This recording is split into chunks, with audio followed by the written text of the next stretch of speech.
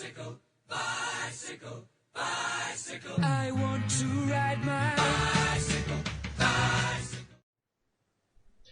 Et bien bienvenue dans ce dernier épisode spécial Tour de France du podcast Chasse Patate.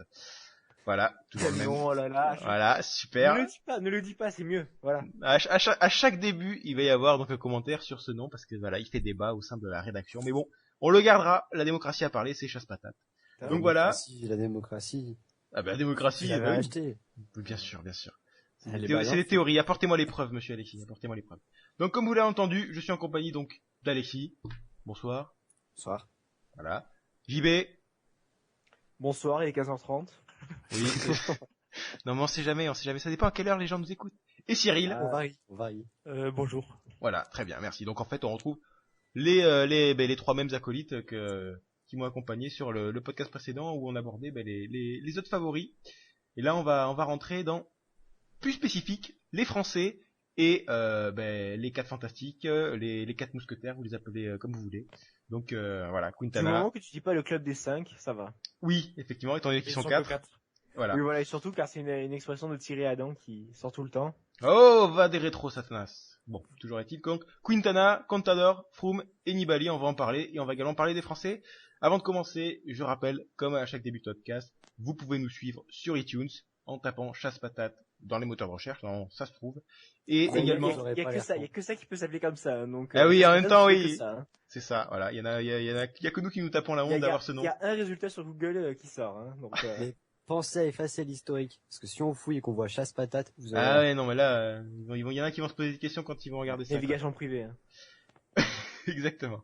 Et également sur YouTube, on a la chaîne YouTube PCM France, où également les épisodes sont en ligne. Même si, bon, ça reste que du son, hein, c'est un podcast. Hein. Donc voilà. On va pouvoir commencer. Donc, on va commencer par les Français et par celui qui a le nom le plus sexy de tous, Warren Barguil, le coureur de la Giant, qui va là disputer son premier Tour de France après avoir disputé la Volta l'année dernière où il avait terminé à une superbe 8e place, hein, vraiment très très bien. Et cette année donc il sera potentiel concurrent pour le classement du maillot blanc, étant donné qu'il a moins de 25 ans. Et cette année donc c'est pas trop ça niveau performance, c'est 17e du Tour de Catalogne, c'est 12e du récent Tour de Suisse avec une 15e place sur l'étape de montagne de ce Tour de Suisse. Donc on a vu mieux comme référence. Et c'est également une équipe où il aura fort à faire avec sans doute une équipe qui sera avec des sprinters dedans, et donc pas mal de coureurs qui se sacrifieront pour ces sprinters. Donc il sera un petit peu tout seul en montagne, Barguil.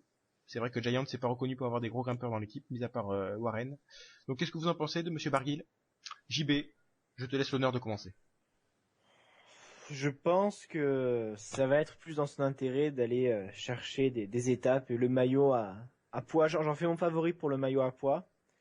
Et je pense qu'il va très vite se rendre compte que ça va être plus dans son intérêt, vu l'absence d'équipier et vu le fait aussi qu'il y a quand même des gars qui sont rodés au Grand Tour aussi, et que lui il arrive dans la catégorie des outsiders qu'on connaît, enfin pas un peu méconnu, mais voilà, on sait pas trop où le situer.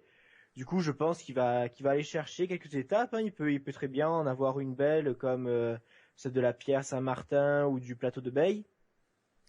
Mais je pense que jouer le général, ça va pas cette année pour lui. Et je pense que c'est plus quelqu'un qui est apte à briller sur la Vuelta que sur le Tour. D'accord, ok. Alexis, ton avis? Déjà, si je me souviens bien, Warren, c'était une blessure au genou cette saison. Ça pourrait expliquer ses résultats pas très... Oui, il a été blessé, ouais. Après, je sais pas quelle partie du corps, visiblement le genou, très bien, je te fais confiance. Genou, mais je sais pas pendant combien de temps. Qu'est-ce que je veux dire? Ouais, c'est vrai que la Volta, ça lui convient un peu mieux. Il a gagné plus d'étapes là-bas. Bon, après, pour un premier tour, je pense qu'il va réussir à se débrouiller. La question, c'est est-ce que Tom Dumoulin, il sera là? Parce que s'il est là, ça peut être un sacré renfort quand même pour les étapes. Il sera là, oui. Bah, à voir qui aidera qui, parce que sur le Tour de Suisse, c'était l'inverse. Mais non.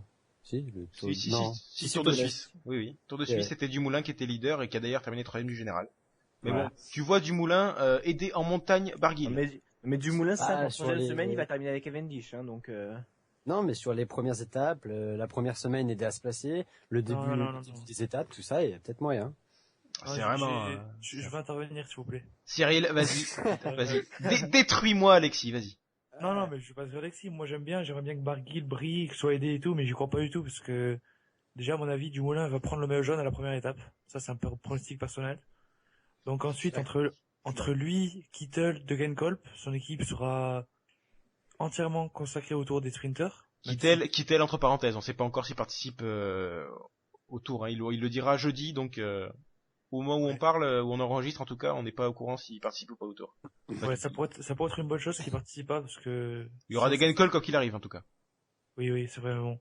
Parce que même si par exemple si Dumoulin prend le maillot jaune et que Kittel est là, je me demande même s'ils vont pas le faire rouler Barguil pour les premières étapes. Ce serait moche quand même. Ce serait moche, mais... J'ai quand même, ça, tu vas un peu loin parce que j'ai quand même Barguil, ça fait un moment qu'il demande de faire le Tour de France justement en tant que leader ou au moins pour pouvoir protéger. Je pense que justement s'il participe, il va vraiment avoir un statut particulier. Après, voilà, justement, Barguil, son premier tour, il arrive, le public français l'a un peu déjà repéré, il risque d'avoir une sacrée pression aussi sur les épaules, à voir s'il arrive à la voilà. À la gérer. Je n'ai pas le voilà à la gérer, merci. Non, À mais voir du s'il coup, arrive à la gérer. pour le maillot à poids, par contre, pourquoi pas, et pour même une étape dans les Alpes, par exemple, mais le général, c'est pas son année du tout. Pas du tout. Non, c'est vrai que je suis d'accord que pour moi, je le vois pas dans les 10. Je le vois bien gagner une étape. Après, le voir faire le maillot à poids, je suis pas vraiment sûr. Je pense qu'il va plutôt essayer de partir dans des échappées, attaquer les leaders, enfin se montrer plutôt que d'aller chercher un maillot à C'est poids. vrai qu'il y a peut-être un peu trop de finale en montée pour qu'il ait le maillot à poids, c'est vrai. De montée finale que de finale en Oui, montée. voilà. Oui, voilà. Oui. Dans l'ordre les mots, s'il te plaît, Cyril.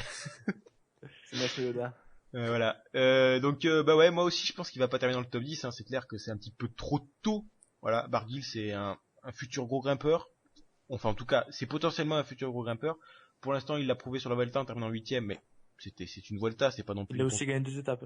Oui, voilà, oui, mais c'est Ouais, mais voilà. le plateau sur la Vuelta, Voilà, voilà. Voilà, il est pas comparable à celui du Tour, donc forcément, moi je le vois pas terminer dans les 10 premiers parce que je pense qu'il va avoir une concurrence bien plus importante sur ce Tour. Mais au moins, je le vois bien briller, effectivement, et je pense que une fois qu'il va se rendre compte qu'il pourra peut-être pas jouer le général, se réorienter vers le maillot à poids et donc les étapes de montagne, ça sera en effet une bonne option pour lui. À savoir s'il va vouloir le faire ou pas, ou s'il va vouloir jouer jusqu'au bout son va-tout au général pour se tester aussi, parce que ça peut être également une option, même s'il voit qu'il va pas terminer dans les 10, se tester, terminer dans les 15 premiers, voir ce qu'il vaut vraiment par rapport aux meilleurs du monde.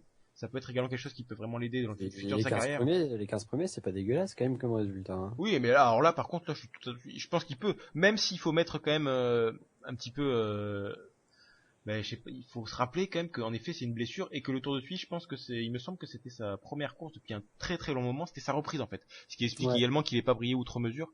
Mais donc le Tour voilà. de Suisse, avant le contre-la-Montre, je crois qu'il était dans les 10 premiers, donc c'est pas non plus, c'est pas une mauvaise performance. Il fait 15ème de l'étape de montagne, donc il est pas non plus très très loin. Il a fait 3ème d'une étape aussi autour 3ème de l'avant-dernière étape et 34ème du contre-la-montre. Voilà. C'est pas dégueu hein, pour une course de reprise. Oui, voilà, donc voilà, c'était une course de reprise qui peut expliquer le fait qu'il est pas vraiment trop brillé, mais c'était quand même encourageant. Voilà, à voir, même si voilà. Je pense qu'il sera pas dans le top 10 et vous êtes tous d'accord avec moi, c'est vrai qu'en fait c'est pas une question qu'il est mauvais, c'est une question c'est trop gros pour lui encore. Un jour peut-être. Voilà. Du coup on peut enchaîner avec celui, à mon avis c'est votre coureur français préféré, je le sais.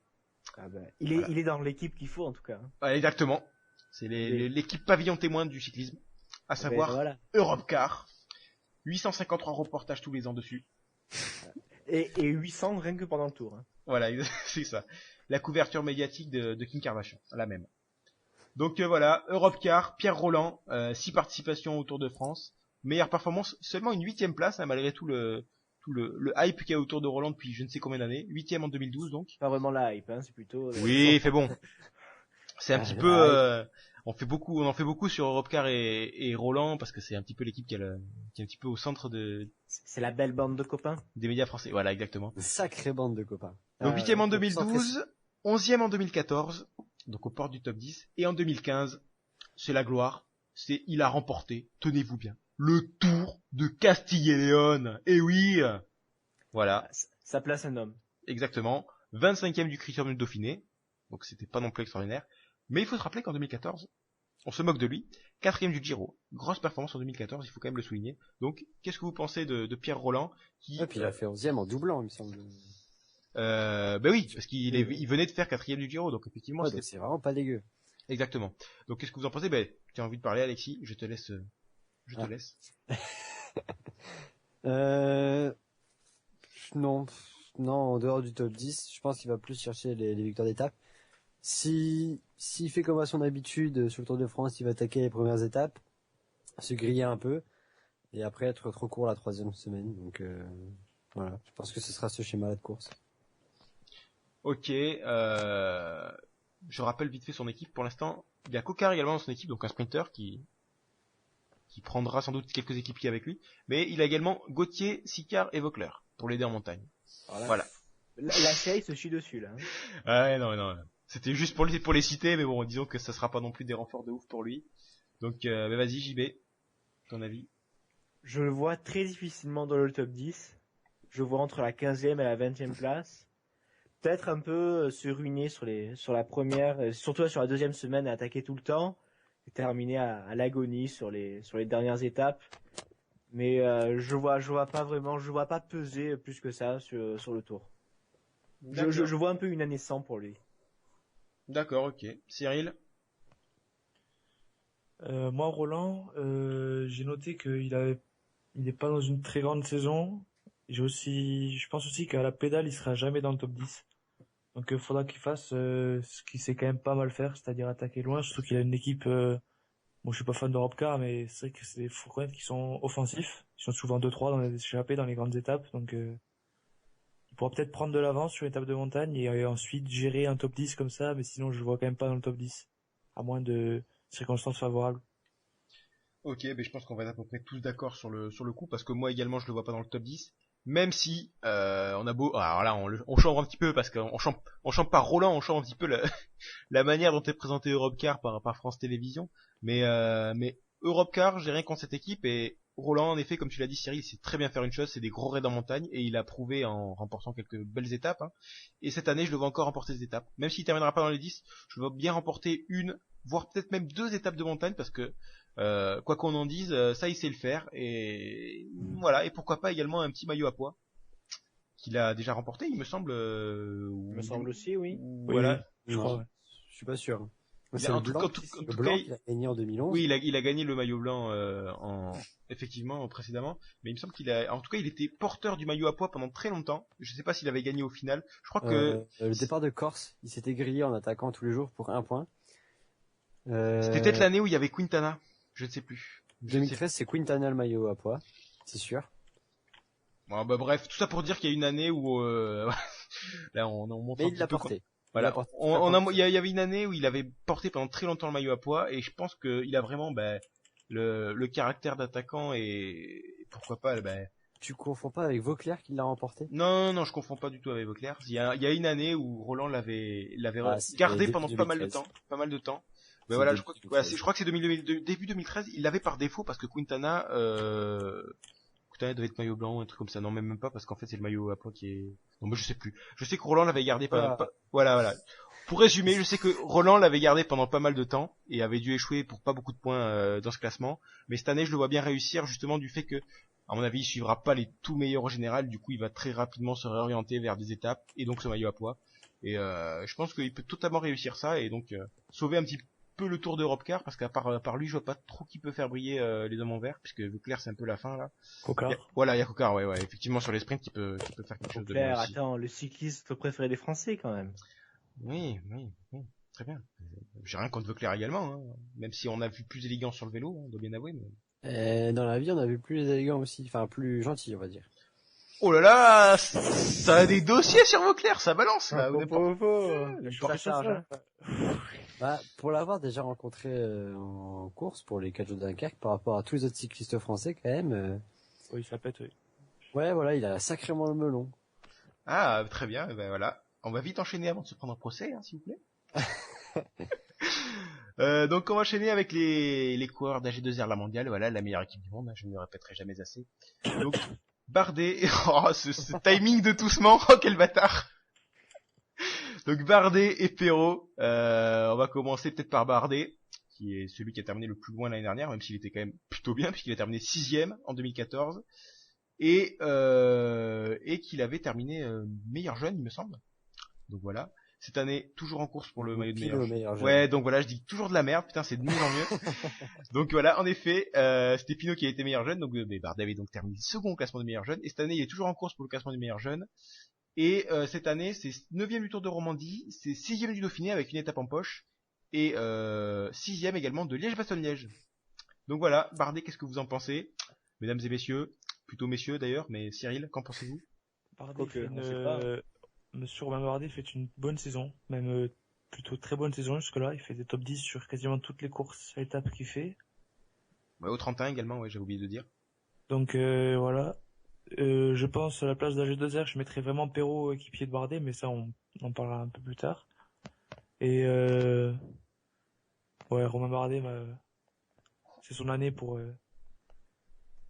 découvrir le rôle de leader. Et ton pronostic? Bardet, je le vois dans les 10. D'accord, ok. Alexis? Eh ben, Bardet, je le vois tout juste 10ème. L'année dernière, il avait quand même profité de circonstances vachement exceptionnelles, on le répétera encore une fois jamais assez. Et pour rejoindre ce que disait Cyril, c'est vrai que Perrault, à mon avis, il sera équipier, et ce serait un sacré bon équipier pour Bardet.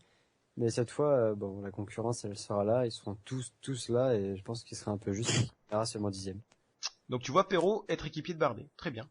Ok, on va aborder Perrault juste après, on va pouvoir en débattre dessus parce que c'est un petit peu en effet un petit inconnu avec Perrault. Avant ça, JB sur Bardet. Moi j'ai mis 7ème Bardet. Je sens Perrault qui va jouer équipier, car l'an dernier Perrault a quand même, il a fait le tour de sa vie, il fera plus, là il pourra pas faire mieux, c'est de toute sa vie Perrault. Donc il s'est mis à fond l'an dernier, et là cette année il va se mettre à fond, mais c'est pour Bardet. Et justement, Bardet c'est un coureur qui va s'accrocher en montagne. Je le vois bien faire une bonne étape à Pralou, qui est la même étape qu'il a gagnée sur le Dauphiné, en attaquant dans la descente. Oh, s'il refait le même coup que ça marche, ça sera un peu gros quand même. Non, mais c'est sûr qu'il va refaire le même coup. À mon avis, d'autres coureurs vont le suivre, mais c'est sûr qu'il va refaire le même coup. Et mais du coup voilà, 7ème, un bon tour pour un bon grimpeur. Eh ben Et ouais, aussi, dernier truc, le fait qu'il n'y ait pas de chrono, l'avantage lui aussi, et des avantages Perrault. tout à fait, ouais.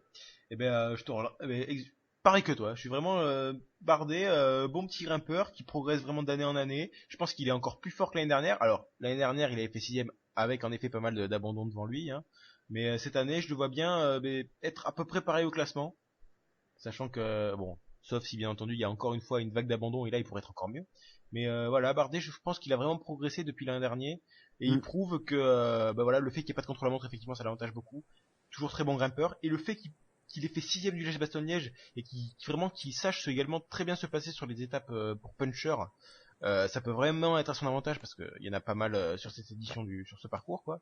Donc c'est également sur ce genre de parcours où je vois bien des mecs comme Van Garderen ou Pinot qui sont pas vraiment des gros punchers, en fait des bons punchers, perdent du temps, voire même Froome, pourquoi pas, sur des petites cotes là, un petit peu des petits coups de cul là, alors que Bardet justement je le vois bien suivre. Et donc le fait que c'est vraiment un parcours qui me semble vraiment taillé pour lui. Voilà. Il y aurait eu encore moins de contre-la-montre, ça aurait été encore mieux, mais bon.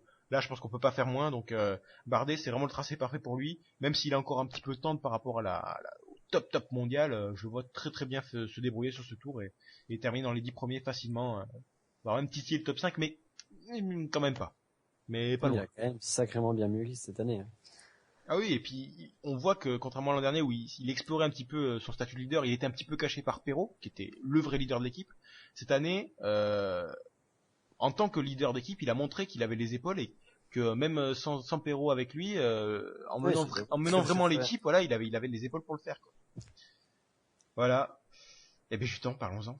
Parlons de Jean-Christophe Perrault, une autre inconnue, après Mollema et je ne sais plus qui on avait dit, qui étaient un petit peu des inconnus, on savait pas trop ce qu'ils faisaient parce qu'il y avait pas, et Ouran, voilà, c'est ça, on savait pas trop parce qu'il y avait un petit peu pas beaucoup de résultats à commenter sur eux. Mais Perrault, c'est absolument pareil. Perrault, vainqueur du Critérium international, quand même. Voilà. En gagnant l'étape de montagne devant Pinot. Et c'est tout. C'était en mars. Et depuis, il n'y a plus rien eu. Il y a eu une 31e place. Voilà, je vais y arriver. Sur le Dauphiné. Et donc voilà. Donc, pareil au Tour de Romandie, 31e, mais 8e des boucles de l'Aune. Ah oui, j'avais oublié cette performance de ouf. Donc voilà. Quels étaient ses résultats l'année dernière sur le Dauphiné et tout ça? Mais c'est une très bonne question que je n'ai pas du tout préparée, donc je tiens. Je regarde immédiatement. Voilà, Ça. JB, sauve-moi. Bah, sur Dauphiné, il fait 37ème. Voilà. Ah ouais. Ah mais du coup il va faire premier cette année, logiquement, puisqu'il fait encore mieux sur le Mais Dauphiné. 3ème du Pays Basque l'an dernier quand même. Ah, Et 4ème de Tirreno. non, mais ouais. il s'est quand même pas beaucoup montré cette année, et le critère international c'est un peu léger quand même. Et pour préciser, voilà, je le rappelle, 2e en 2014 du Tour, hein, s'il faut le rappeler. Derrière Nibali. Cyril rejoue au billes. Voilà, Cyril, au lieu de jouer aux billes, vas-y. Au lieu de jouer aux billes, qu'est-ce que tu penses de Jean-Christophe Perrault? Perrault, il fait une saison pas brillante, à part sa victoire contre Pinot, justement, en haut de l'hospital. Ouais, parce que Pinot c'est courrier de route, hein, faut le rappeler quand même. Oui, non, mais il aurait quand même gagné. Il aurait quand Oui, même oui, gagné. oui. Mais du coup, je pense qu'il faut vraiment qu'il dessine une tactique où Perrault roulerait pour Bardet. Perrault, de ce que je sais de lui, c'est quelqu'un de bien, de humble et tout. Donc je pense que s'il sent que c'est ce qui est la bonne chose, il le fera. Oui, il est assez intelligent carrément pour sacrifier pour Bardet s'il le faut, s'il voit qu'il peut pas suivre. Voilà. Donc je pense que c'est ce qu'il va faire. Enfin, j'espère pour Bardet ou voilà. Ok, j'y vais, ton avis? Et à mon avis, il va avoir assez d'intelligence pour se sacrifier pour Bardet, qui lui est plus dans l'affaire de l'âge. À 38 ans, à mon avis, Perrault, son heure de gloire est passée, c'était l'année dernière. Maintenant, il peut quand même faire un résultat. Top 20, ça paraît largement accessible pour lui. Mais voilà, plus l'absence de contre-la-montre et le fait que, a priori, tous les gros leaders seront là, sauf circonstances exceptionnelles, font que top 10, ça paraît assez loin pour lui et que justement, ça sera plus judicieux qu'il se mette au service de Bardet. D'accord, ok. Alexis? Ben, exactement la même chose. Je pense qu'il se mettra à son service, qu'il l'aidera, qu'il sera un sacré bon équipier quand même, l'un des rares à l'accompagner alors que plusieurs autres favoris seront déjà esselés. J'avais lu quelque part qu'après son énorme Tour de France, Perrault il se concentrerait sur le Giro ou la Volta qu'il avait encore jamais vraiment essayé. Ouais, il veut faire un Giro avant de terminer sa carrière.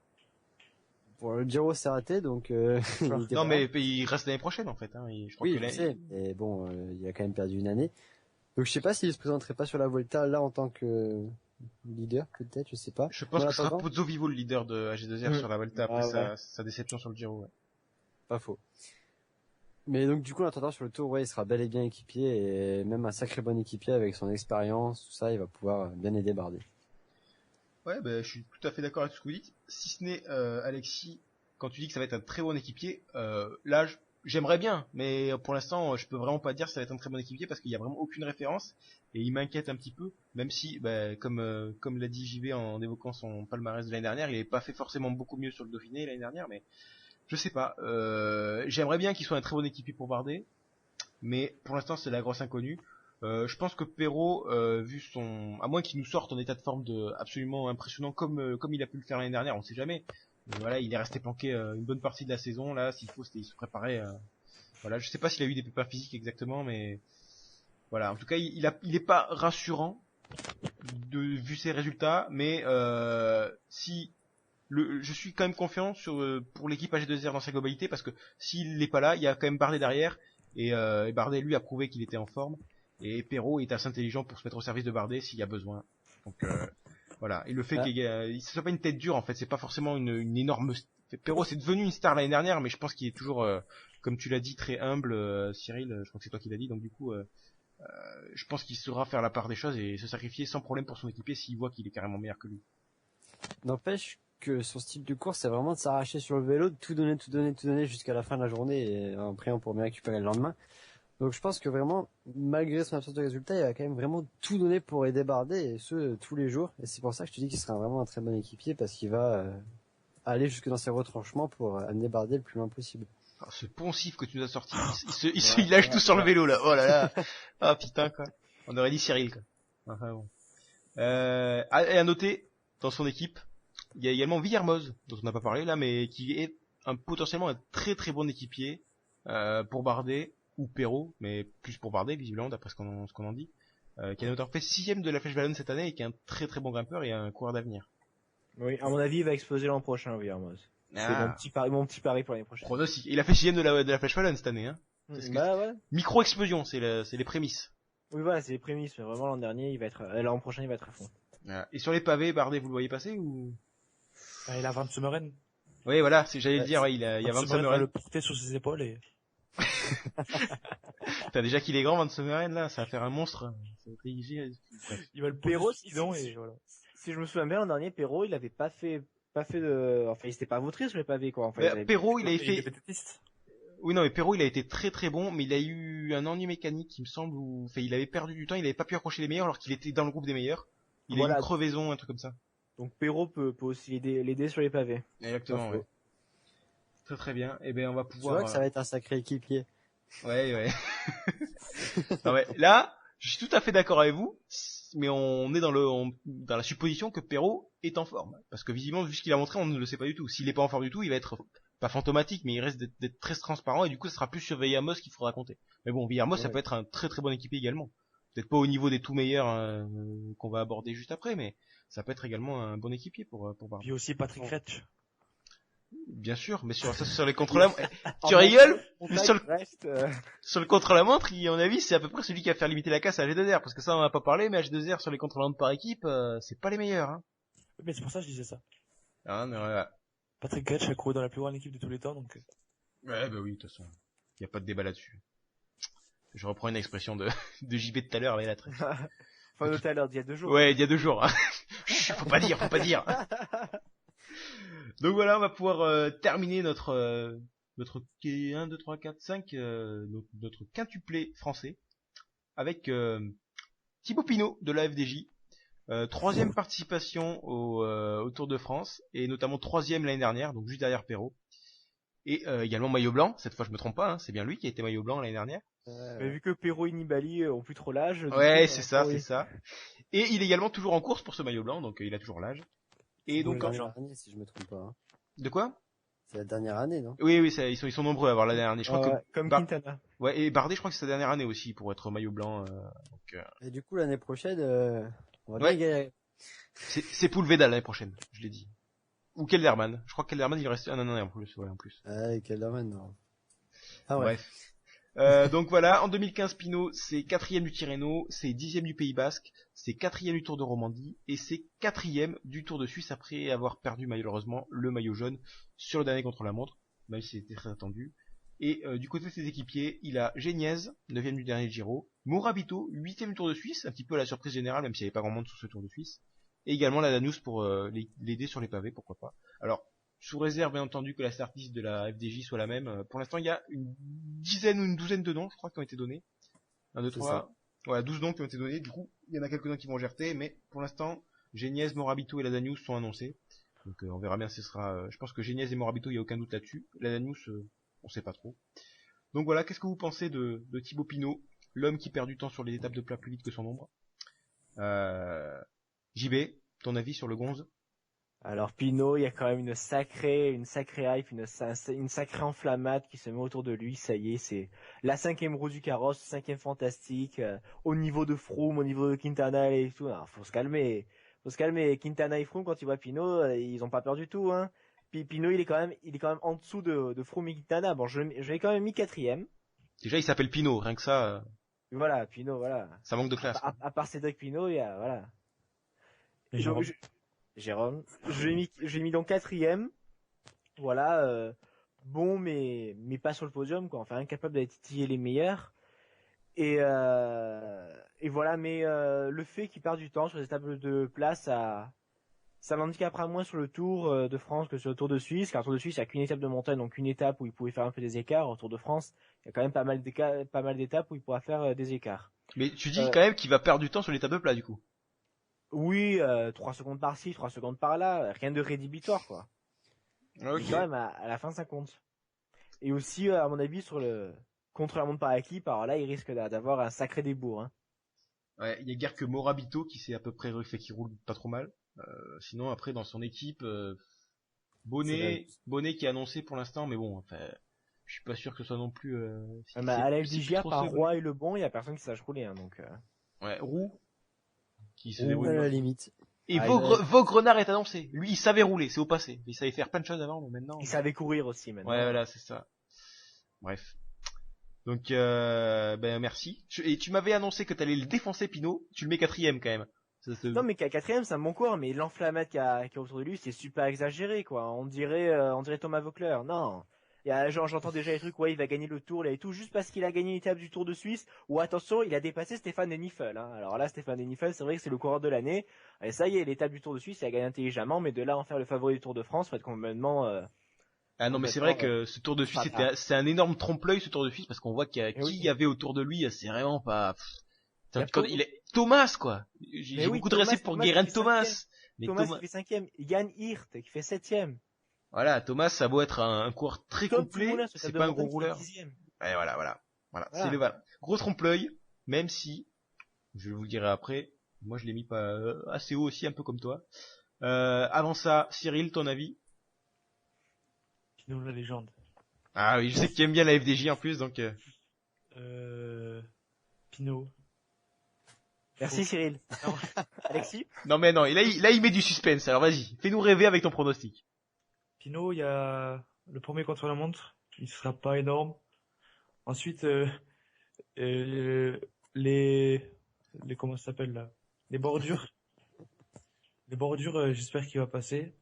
Les pavés, j'ai pas trop peur pour lui. Il s'entraînait là-bas. Il avait l'air d'être plutôt satisfait. Tous les coureurs sont entraînés pour les pavés, hein, donc. Non mais Pinot a quand même un gabarit, d'ailleurs qui est assez particulier. Il a un gabarit assez particulier pour un grimpeur d'ailleurs, mais un gabarit qui peut lui permettre d'encaisser mieux les pavés qu'un Quintana ou etc. Donc en effet c'est sûr. Oui. Après il a le placement dans mon coutier, donc après ça. Ouais. C'est un autre il, débat ça. Il a pas une très très bonne équipe, il faut le dire. Son équipe est moyenne. Et en plus de ça, d'être moyenne, ils doivent aussi s'occuper de Monsieur Demar, le sprinter. Du coup, une équipe moyenne coupée en deux, ça fait une équipe moyennement moyenne. Et mais après, physiquement, Pinot en montagne, c'est vraiment, moi je le vois presque au niveau des Nibali et compagnie. Presque. Peut-être pas, ouais, Nibali même presque au niveau de Nibali, ouais. Il est impressionnant, voilà. Il m'impressionne. Ok. Il faut quand même dire que Nibali lui a quand même mis 8 minutes l'an dernier, hein, mais bon. Oui, mais l'an dernier, c'était l'an dernier. Voilà, merci. Alors là, magnifique, hein. Et en même temps, il dit ça, mais il a pas tort. L'an dernier, c'était l'an dernier. Voilà. Oui. Depuis. Hier, c'est hier, et voilà. Exactement. Donc, mais je voulais juste revenir avant que je parle je donne la parole à Alexis. Juste dire que Demar, il a quand même été plus ou moins annoncé que on mettait surtout l'accent sur Pinot et que Demar aurait sans doute un ou deux équipiers pour lui, mais qui devrait à peu près se débrouiller seul. Donc de ce côté-là, je pense que Pinot aura l'avantage sur Demar et du coup l'équipe sera pas forcément coupée en deux, elle sera 2 tiers, 1 tiers, disons, ou quelque chose comme ça. Ah, donc, pour tout de suite rebondir ce que tu vas dire, c'est que Demar, il est 2, 4 ou 6 équipiers, cette saison, ça n'a pas fait une grosse différence. Hein. Ouais, effectivement. Soit clair. Elle a pas eu de chance, mais bon. Oui, ils ont surtout mal misé entre Bouhanni et lui, mais bon. Non, c'est pas vrai ça. Ça c'est un autre débat, ça. Les chiffres disent autre chose, Cyril, mais bon, on verra bien. Oui, les chiffres. Ça fait après, ça ne fait qu'un an, hein. On verra bien Oui, on verra bien. Ils sont jeunes les deux. Demar, il prend plus un profil de classic man que pure sprinter, hein. Aussi. Info. Et donc vas-y Alexis. Enfin bref. Donc du coup, je pense que Pinot, il aura une équipe presque entièrement dévouée, comme tu l'as dit Théo, il aura seulement 2 ou 3 équipiers pour Demar. Mais c'est pas ça qui va vraiment l'aider parce que Geniez sort d'un Giro qui a été éprouvant. Il l'a dit lui-même, hein, qu'il était à fond sur toutes les étapes et il a pas réussi à suivre. D'ailleurs, il devait faire la route du Sud, mais il a dû l'annuler parce que pour sa récupération, il a eu besoin de pas faire de course entre le Giro et le Tour. Voilà, ça fait déjà un équipier en moins. Morabito, il sera quand même là, il est pas totalement moins quand même, mais bon. Ouais, mais il va pas l'accompagner jusqu'au bout. Ah, il lui donnera les bidons, quoi, mais c'est tout. Hein. Voilà. Après, bon, Morabito, ouais, c'est sympa, mais ça vaut pas les autres équipes. Donc je pense que Pinot va devoir se débrouiller tout seul. Ouais. Et même s'il est presque au niveau des autres, il va être un peu limité. Et c'est pour ça que je le vois seulement 5e. Enfin, c'est déjà une très bonne place, hein, mais. Voilà. Il y a aussi en parlant d'équipier, il y a aussi Jenson qui avait été énorme pour lui l'an dernier, qui sera pas là non plus cette année, qui a visiblement des problèmes. Donc c'est encore un petit handicap en plus. Ouais, enfin bon, je suis pas sûr que c'est Janson, Geniez, Morabito, c'est à peu près le même niveau les trois. Hein. C'est des équipiers sympathiques, mais bon, je pense pas que ce soit clairement au niveau des ambitions que peut avoir Pinot pour un équipier. En fait, Mis à part ces trois-là, il y a plus grand monde. oui, Pinot, je trouve que c'est un très bon coureur. Moi, je l'ai mis dans le top 5 également, mais qui a vraiment pas une équipe de leader. Il a pas une équipe de favoris. Il a une équipe d'un mec qui va jouer le top 10 ou le top 5. Non, même pas le top 5, le top 10 en fait. Top 10, ouais. Voilà, il a pas une équipe qui est à la hauteur de des ambitions qu'il peut avoir, je pense. Alors, est-ce que ça va l'handicaper? C'est pas forcément sûr, puisque il va y avoir devant lui, il va y avoir 4 équipes avec les 4 mousquetaires qu'on va aborder juste après, qui vont être là pour rouler et pour faire le job. Hein. Lui, ça sera moins sa mission. Enfin, en tout cas, ça sera moins la mission de son équipe. Du coup, il peut se sortir même sans avoir une grosse équipe. Mais bon, si jamais il a un problème un jour, il sera un petit peu malheureux d'avoir personne à côté de lui pour lui filer une roue ou même pour l'escorter en cas de fringale sur un col, quoi. Au pire, il demande à un mec d'une autre équipe, puis il se prend 2 minutes de pénalité. Ah oui, mais bon, je suis pas sûr qu'il puisse se permettre d'avoir 2 minutes de pénalité. Mais après, Pinot, le parcours, un petit peu comme Bardet, est vraiment parfait pour lui, parce qu'on a vu que le contre-la-montre, c'est pas trop sa tasse de thé. Voilà, donc le fait qu'il n'y ait pas trop de Il s'est bien amélioré quand même, Pinot, sur le contre. Oui, mais il a pas été ridicule sur le Tour de Suisse. Il est juste tombé face à lui 3 coureurs qui sont vraiment très bons contre la montre, et donc c'est sûr qu'il pouvait pas soutenir la comparaison. Mais il s'est bien amélioré, certes, mais bon, il est quand même plus à l'aise lorsqu'il n'y a pas de contre la montre, soyons honnêtes. Certes. Pas faux. Donc voilà, mais donc voilà, mais ce que je voulais dire aussi, c'est que Pinot, malgré tout ce qu'on peut dire sur le fait que le Tour de Suisse, il n'y avait pas une énorme concurrence, il a quand même montré il était favori de l'étape de montagne du Tour de Suisse, il l'a gagné, il devait la gagner, hein. S'il n'avait pas gagné, c'était vraiment une énorme contre-performance, mais il l'a gagné, il a respecté son statut, donc moi je le vois bien dans le top 5.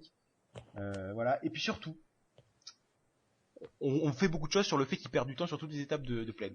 Là, je peux vous dire que à la fin des étapes du Tour de Suisse, je pense qu'il y a Marc Madiot qui lui a déchiré la tronche, parce que c'est des fautes professionnelles ce qu'il a fait, le fait de perdre du temps comme ça aussi bêtement, et en fait, il a eu le Tour de Suisse a été son joker, quoi. Il s'est rendu compte qu'il faisait de la merde sur ces étapes, et là, je peux vous garantir que sur le Tour, étant donné qu'il vise un bon classement général, mais il va être d'une vigilance.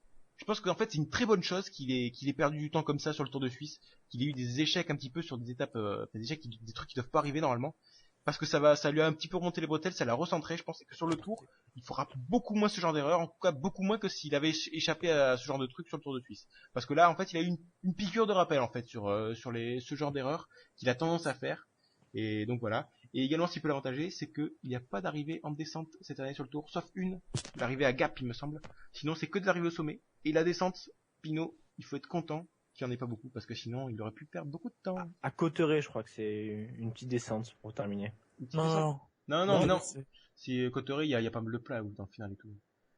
Mais c'est Gap, ouais. C'est l'étape de Gap là où il y a des descentes très très raides. Alors après, je ne sais pas vraiment si elle est très difficile ou pas, mais Si, c'est là que Bello qui est tombé. voilà. Donc voilà, il faudra juste qu'il serve les dents sur celle-là, mais c'est beaucoup moins que les affaires. C'est moins que les années passées où il y a quand même plus d'arrivées en descente qui aurait pu lui faire perdre du temps. Là, c'est un petit peu à son avantage. Il a vraiment un profil parfait pour lui, hein, Pinot là sur le coup. Bon, mais voilà. Attends, si je me souviens bien, c'est perte de temps dans le Tour de Suisse. C'était parce que ses équipiers le lâchaient au bout à 10 km d'arrivée, parce que soit ils crevaient, soit ils étaient fatigués, soit je sais pas quoi. Donc ils se retrouvaient esselés, et comme il disait, c'était des arrivées assez cheloues où t'avais des virages tous les 100 mètres. Au bout d'un moment, t'es coureur cycliste, des virages, de savoir les faire. Hein.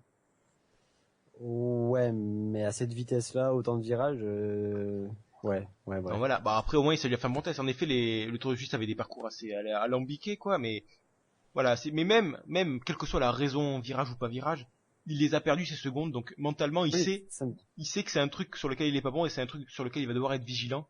Pour moi, c'est vraiment une bonne piqûre de rappel, c'est vraiment quelque chose. C'est un mal pour un bien. Je suis d'accord. C'est un mal pour un bien pour le Tour à venir.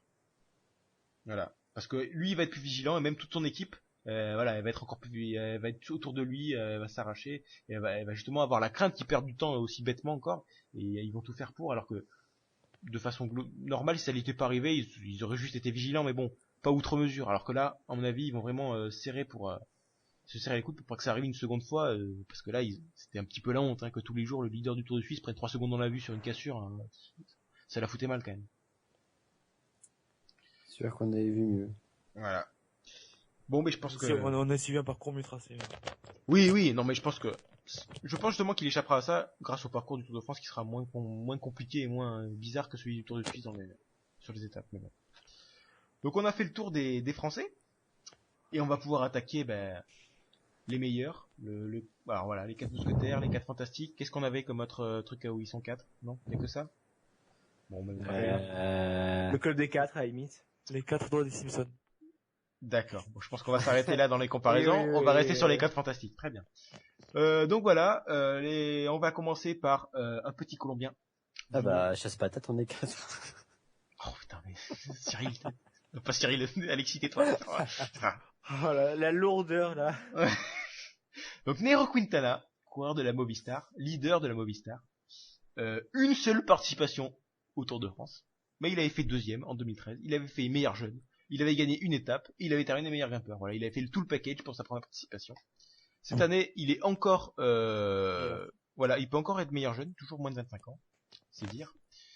En 2015, c'est premier du Tirreno Adriatico, c'est 4e du Pays Basque, c'est 8e du Tour de Romandie, et c'est 2e de la Route du Sud. L'énorme Route du Sud. Voilà, et c'est premier du Giro en 2014. Voilà, il a pas fait une saison entre 2013 et maintenant, il a quand même travaillé, et il a gagné le Giro. Et au niveau des équipiers, ouais, voilà. Au niveau des équipiers, c'est Gadré, c'est Jesus et Radra. Non, c'est Jesus ou Roger? Je sais jamais. Jesus. C'est lequel? José et Rada. Voilà. C'est Izagir Insosti, Gorka. Alors là encore, c'est une startlist où il y a une douzaine ou même 13 ou 14 noms. Donc il y en a certains qui vont à mon avis dégager, mais pour l'instant il y a annoncé potentiellement Gadré, Errada, Izagir et un équipier de très très grand luxe, un certain Alejandro Valverde, 2e du Tour de Catalogne cette année, 9e du Dauphiné, et au niveau des Ardennais, surtout une razzia en gagnant la Liège-Bastogne-Liège, la Flèche Wallonne et faisant 2e de l'Amstel Gold Race. Qui peut battre Quintana? C'est ça la grosse question. Cyril, que penses-tu du nabo colombien qui est très bronzé d'après toi? Oui, voilà, oui. J'allais dire la même chose. Qui peut battre Quintana? Eh ben, la réponse est simple, lui-même. Oh oui! Oh là là. Non, Philosophe! si Quintana ne décède pas sur les pavés, eh ben, il gagnera le Tour de France avec un matelas d'avance. Parce C'est que tout. Quintana, Ah, d'accord. Vas-y, alors, vas-y, continue. Juste, je pensais que t'avais fini, c'est tout. Quintana, il a la classe, quoi. Voilà, merci. Heureusement qu'on a des experts comme toi. Mais en fait, j'ai rien à dire parce que je pense qu'il va gagner. Mais il y a juste un bémol, c'est son équipe et non notamment Valverde. Parce que Valverde, alias le raton, et C'est une fausse réputation qu'il a, je suis pas du tout d'accord. non, c'est pas vrai. C'est Non, mais juste que c'est le coureur qui gère le mieux, c'est mais oui, n'importe quoi, raton, Albert. vu que Valverde a il y a 2 étapes qui lui conviennent aussi à lui, comme à Purito et à Dan Martin. Les étapes de Huy et de Mende, et j'espère qu'il va pas oublier qu'il a Quintana dans son équipe, qu'il va pas faire tout péter, partir tout seul et laisser Quintana dans le fossé. Mais sinon, Valverde, il est tout sauf con quand même, je pense pas que... Les expressions. il est quand même espagnol. Non mais... Oh là là, et non mais putain... Mais toi tu veux que le podcast s'arrête, n'importe quoi, le mec. Le mec a jamais gagné le Tour du monde. Bah, n'empêche que Cyril doit s'y connaître en espagnol parce qu'il va souvent à Barcelone. Donc, Ouais, c'est ça. En fait, il a une mauvaise image des Espagnols parce qu'il est toujours bourré à 3h du mat à Barcelone, quoi. Putain, c'est pour ça. Non. Mais tu sais, il y a des gens qui boivent pas en Espagne, hein. Il y a des mecs normaux, hein. Ils sont pas tous comme toi. Pour être sérieux, Valverde, hormis les 2 étapes où je pense qu'il aura carte blanche, le reste des équipiers de Quintana, c'est même le plus simple équipier de Quintana sera meilleur que le meilleur équipier de Pinot, donc de ce côté-là, il est tranquille. Ouais, c'est pas faux, ouais. Et il gagnera le Tour de France. Très bien. Bon, ben voilà, on a déjà le vainqueur d'après Cyril, Nairo Quintana. JB, ton avis? Moi aussi, j'ai mis premier. Peut-être pas avec un matelas d'avance, comme a dit Cyril, hein. Peut-être certainement moins d'1 minute par rapport au 2e, mais voilà. Premier, le fait aussi que le contre-la-montre soit placé, déjà qu'il soit par équipe. Ensuite, qu'il soit aussitôt, ça l'avantage forcément, et ça désavantage les autres leaders. Je pense que les pavés, il va limiter la casse. Il va pas gagner l'étape des pavés, ça c'est sûr et certain. Mais il va limiter, il va perdre, allez, disons 30 secondes peut-être sur les autres favoris. Et après, je vois surtout Valverde être très bon équipier pour lui. Peut-être dans les vallons, Quintana se débrouille plutôt bien. Du coup, Valverde peut très bien partir et Quintana pourra se débrouiller. Mais je vois même Valverde arrêter à la 3e semaine pour après préparer la Volta. Ah, Et abandonner Quintana comme ça. ouais, Moi, je avec trouve l'Alpe ça d'Huez bizarre. et tout là. Ça serait pas à l'abandonner. Quintana a largement l'équipe derrière pour pouvoir pallier. Donc, Ouais, mais ça n'empêche que Valverde est quand même un sacré équipier de luxe. Si Quintana perd le tour après que Valverde est abandonné, oh, ça va gueuler. Hein. Ah là, il Non, va y avoir des mais- commentaires. Hein. non, Quintana moi, va- Quintana gagnera le tour même sans Valverde. D'accord, Même très sans bien. Valverde, même sans Valverde au départ, il pourrait même gagner le tour. À mon avis, la présence de Valverde, elle va pas être si déterminante que ça avec Quintana. Il pourra l'accompagner de loin, il pourra essayer, mais si par exemple Froome attaque, je pense pas que Valverde puisse contenir son attaque. Donc, Non, mais ramener difficilement, hein. Valverde ça- par rapport à, c'est toujours ça. Hein. Valverde par rapport à Froome, c'est quand même pas. Ouais, Il mais accuse c'est un- toujours il ça accuse d'effort un en mètre. moins et après, enfin, moi je pense que ce serait Ouais. quand même. Non mais de toute façon, je pense que si Froome attaque, Quintana part directement dans sa roue. Oui, voilà, qui c'est que ça, soit c'est qui, ça, de toute voilà. façon, il se fout Oui. d'avoir Valverde encore ou pas à ses côtés. Sauf si, bien entendu, il est un peu trop short. Mais bon, voilà quoi. Bon, pour l'instant, Voilà. ça fait 2 sur 2 qui pronostiquent quand même la victoire de Quintana. Et oui, son deuxième grand tour. Ouais, c'est vrai qu'il est. Bon, eh bien, Alexis, peut-être que tu vas dire qu'il va pas gagner. Espérons-le. Évidemment, il est deuxième pour moi. Ah, c'est bon, j'ai pas changé mon prono parce que si vous étiez 3 à dire qu'il gagnait, j'étais obligé de changer le mien parce que moi aussi j'ai mis en vainqueur. Hein. Ça aurait été un peu, la merde. Quoi. Alors vas-y, Alexis. Et attention, c'est là que mon super jeu de mots entre en scène. Oh là là. Attention, un roulement de tambour, allons-y. Préparez-vous là. Accrochez-vous. Même que si jamais il doit abandonner, il changera de métier, fera médecine pour devenir docteur Quintana. Oh là là, oh oui. là là là Et là putain, et on a attendu une semaine, c'est là. Elle valait le coup, hein. Je suis désolé, une nullité comme ça en devient drôle. Moi, On s'excuse déjà pour vous auditeurs qui avez dû subir cette blague. mais comment elle est indépendante de notre volonté. mais d'où elle sort, le mec, putain, il va chercher une retraite, un nouveau métier, putain, sans déconner. Ouais, enchaîne avec, tente de faire un truc, là. Non mais c'est son seul argument là, hein, c'est tout. Hein. Non, sérieusement, je le vois deuxième avec l'aide de Valverde. Je pense pas qu'il va abandonner en 3e semaine pour laisser Quintana tout seul. Mais chrono ou pas chrono, je pense que Quintana va être un peu juste parce qu'il va être avec les meilleurs tous les jours, tout le temps être devant. Ses équipiers seront pas forcément là par rapport au train de la Sky, comme on peut le voir sur chaque tour. C'est vraiment 3 équipiers Sky pour un équipier pour les autres. Donc je pense qu'il va vraiment devoir être livré à lui-même, faire beaucoup d'efforts et ça va lui porter préjudice sur une étape ou deux et ça va lui coûter la première place. Sur le tour où il fait deuxième, donc 2013 quoi, la Movistar en montagne rivalisait avec la Sky. Hein. C'est l'une des rares fois où on rivalise avec la Oui, Sky. non, parce qu'ils avaient Valverde et Quintana, parce que sinon, il y avait personne chez la Movistar à part ces deux. Enfin, c'est pas qu'il y avait personne. Je suis d'accord que la Movistar est une très bonne équipe en montagne. Elle est surtout une grosse densité. Elle peut aborder un dernier col avec encore pas mal d'équipiers autour. Après, sur ce dernier col, ou des trucs comme ça. voilà, mais sur ce dernier col, il n'y a pas non plus une densité. Enfin, il va pas y avoir non plus beaucoup qui vont résister, je pense. Après les premiers kilomètres, ça va vite sauter. Il restera plus que Quintana et potentiellement Valverde. Après, faut voir en descente aussi, parce que sur la dernière Vuelta, il a quand même chuté sur un chrono en descente. Dans une partie Non, c'était pas un chrono en descente. C'était une étape en descente, il a chuté. Il me semble que c'est un chrono. Et C'est un sur le chrono chrono, en fait, il était tombé 2 fois de suite. Il y a un jour, il était Ah. tombé sur le chrono, et le lendemain, il était reparti, il était retombé, il a abandonné. Voilà. Mais sur le chrono, c'était en descente, par contre. Voilà, Il ouais, réglait- Ah, peut-être. J'ai bien Enfin, peur. en refaisant ses lacets quoi. Mais voilà, il refaisait ses lacets, donc c'est difficile de dire qu'il sait pas descendre. C'est juste qu'il était un peu con Ah, sur le coup. j'ai pas dit que ça allait pas descendre, attention. J'insinue qu'il peut peut-être avoir une ou deux frayeurs et qu'il prenne, qui ralentissent un peu comme on a pu voir sur la route du Sud, ils prenaient aucun risque dans la descente. Après le final en descente, il n'y en a qu'un donc. Oui, Oui, non, voilà, c'est- voilà. Ce qui est dommage pour Ouais, Contador, mais- parce que visiblement Contador, il aime bien niquer les gens sur les descentes. Hein. Mais bon. Après, dans l'étape de Cotteret, par contre, il y a Dommage eu- pour Nibali surtout. Aussi, ouais. sur l'étape de Cotteret, avant d'attaquer la montée finale de Cotteret, qui est pas très longue, ni très dure, il y a quand même la descente du Tourmalet, donc Tu Ah peux ouais. partir avec 30 secondes d'avance en mode de coterie. Ouais, et puis que la descente, elle soit en fin d'étape ou en milieu d'étape, ça va pas l'empêcher de chuter, ou, enfin, par exemple, et Oui, même oui, si oui. je ne le souhaite pas, et du coup, de perdre du temps. D'accord. Mais tu mets, et malgré la chute, tu lui mets deuxième théoriquement. Ouais, parce que c'est Quintana, faut pas déconner.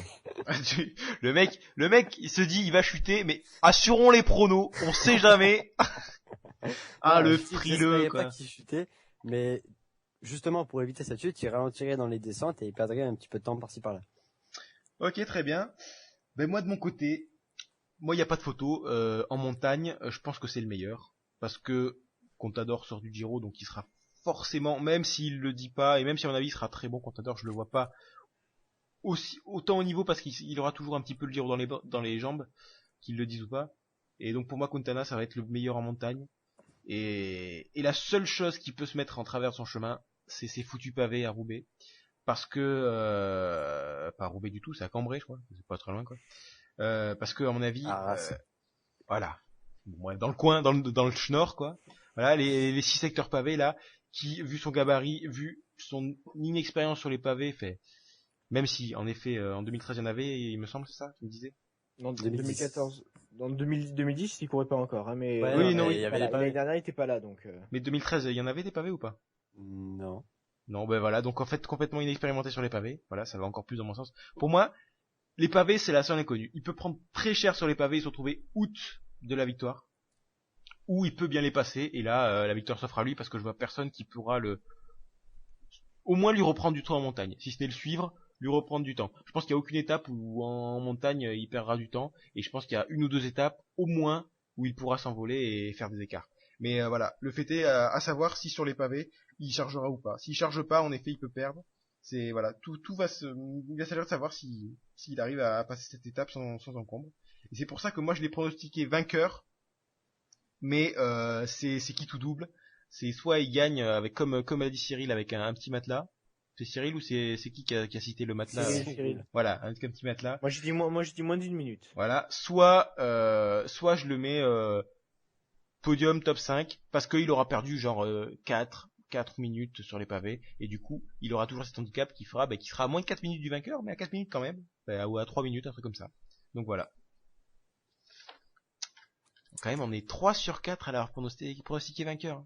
Euh, Pour une fois, je suis tout seul. S'il gagne pas, on aura bien l'air bien con. Hein. C'est ça. Mais c'est pareil que sur le Giro. Sur le Giro, on était 4, on était 3 à avoir pronostiqué Contador. On est à peu près toujours d'accord. Hein. Ouais, sauf Kenan qui avait décidé de mettre Touran et qui s'est bien planté. Donc j'espère que moi, je vais pas me planter. Ouais. On sait jamais. Hein, on verra bien qui c'est que t'as pronostiqué vainqueur. Peut-être que c'est le prochain. Il a dit qu'il a pronostiqué. C'est très peu probable, on va dire. Hein. Ah, bon, on verra bien. Peut-être qu'il a mis aussi des mecs sur le podium un peu bizarres, là. Non, même pas, parce qu'on les a déjà passés, bref. Il a mis Fuglsang vainqueur, en fait. Ah! Ah oui, on a oublié les équipiers, oui, c'est potentiellement. Et alors, à noter, j'ai mis, Quintana vainqueur, mais j'ai mis Valverde dans le top 10. Eh oui. Petite précision, parce que j'allais l'oublier, là, de le citer, Valverde. Valverde, je l'ai oublié aussi, tiens. Ah, tu l'as mis dans le top 10, toi aussi? Non, je l'ai oublié, comme Mourad. Ah, d'accord, ok, très bien. Bon, c'est pas grave, il sera pas dans le top 10, il t'avait qu'à pas les oublier. Donc voilà. Donc du coup, moi, si je le mets dans le top 10, je pense qu'il va pas du tout abandonner du tout, Valverde. Lui, de la merde. Oui, c'est sûr que s'il finit dans le top 10, il abandonne pas. Hein. Eh oui, non, mais surtout, je veux pas qu'il abandonne, sinon il me nique mon prono. Donc il abandonne pas, je te le dis. Bref. On va pouvoir passer au deuxième des gros favoris de ce tour. C'est quelqu'un qui reste sur un succès assez probant sur le Giro. Et oui, c'est Alberto Contador. 7 participations au Tour de France. 2 ou 3 victoires finales. Les avis divergent. 2. Voilà. 3, Ok. 2. 3. Mon petit Schleck est pas un vainqueur, n'abusons pas. Ouais, c'est bon, calmez-vous. On va citer. Donc 2. 2007-2009 sûr. Et il y a débat sur 2010. Au pire, il n'a 2010, deux. c'est Andy Schleck qui gagne. Bon, faisons plaisir à Andy Schleck, il a pas souvent ça dans sa vie. Ok, 2010, ok, très bien. Allez, on te l'offre celui-là. Ah, il a bien gagné sa retraite, c'est déjà pas mal. Voilà, en 2014, c'est malheureusement un abandon sur le Tour pour Contador, et cette année, en 2015, c'est 5ème du Tirreno d'Adriatico, c'est 4ème du Tour de Catalogne, c'est premier du Giro, et c'est premier de la Route du Sud. Voilà, et c'est une équipe vraiment très forte autour de lui, enfin en tout cas, sur le papier très forte, parce que sur le Giro, on a vu que le papier c'est pas toujours la vérité, il était complètement solo, c'était Forever Alone sur le Giro, en espérant que ce soit pas pareil sur le Tour. Il retrouve Basso, Kreuziger, les 2 mecs qu'il avait sur le Giro et qui avaient fait un petit peu faillite. Et en plus, il aura également Rafał Majka, le Polonais qui a fait 7ème du Tour de Romandie et qui vient de faire 10ème du Tour de Suisse. Donc voilà. Et à noter qu'il aura également Sagan dans l'équipe. Un potentiel intrus qui pourrait un petit peu le gêner en lui vampirisant quelques équipiers. Il est habitué à pas avoir d'équipier, Sagan, hein, donc. Oui, c'est sûr. À la Cannondale, il y avait personne, donc là, ça gêne pas à mon avis.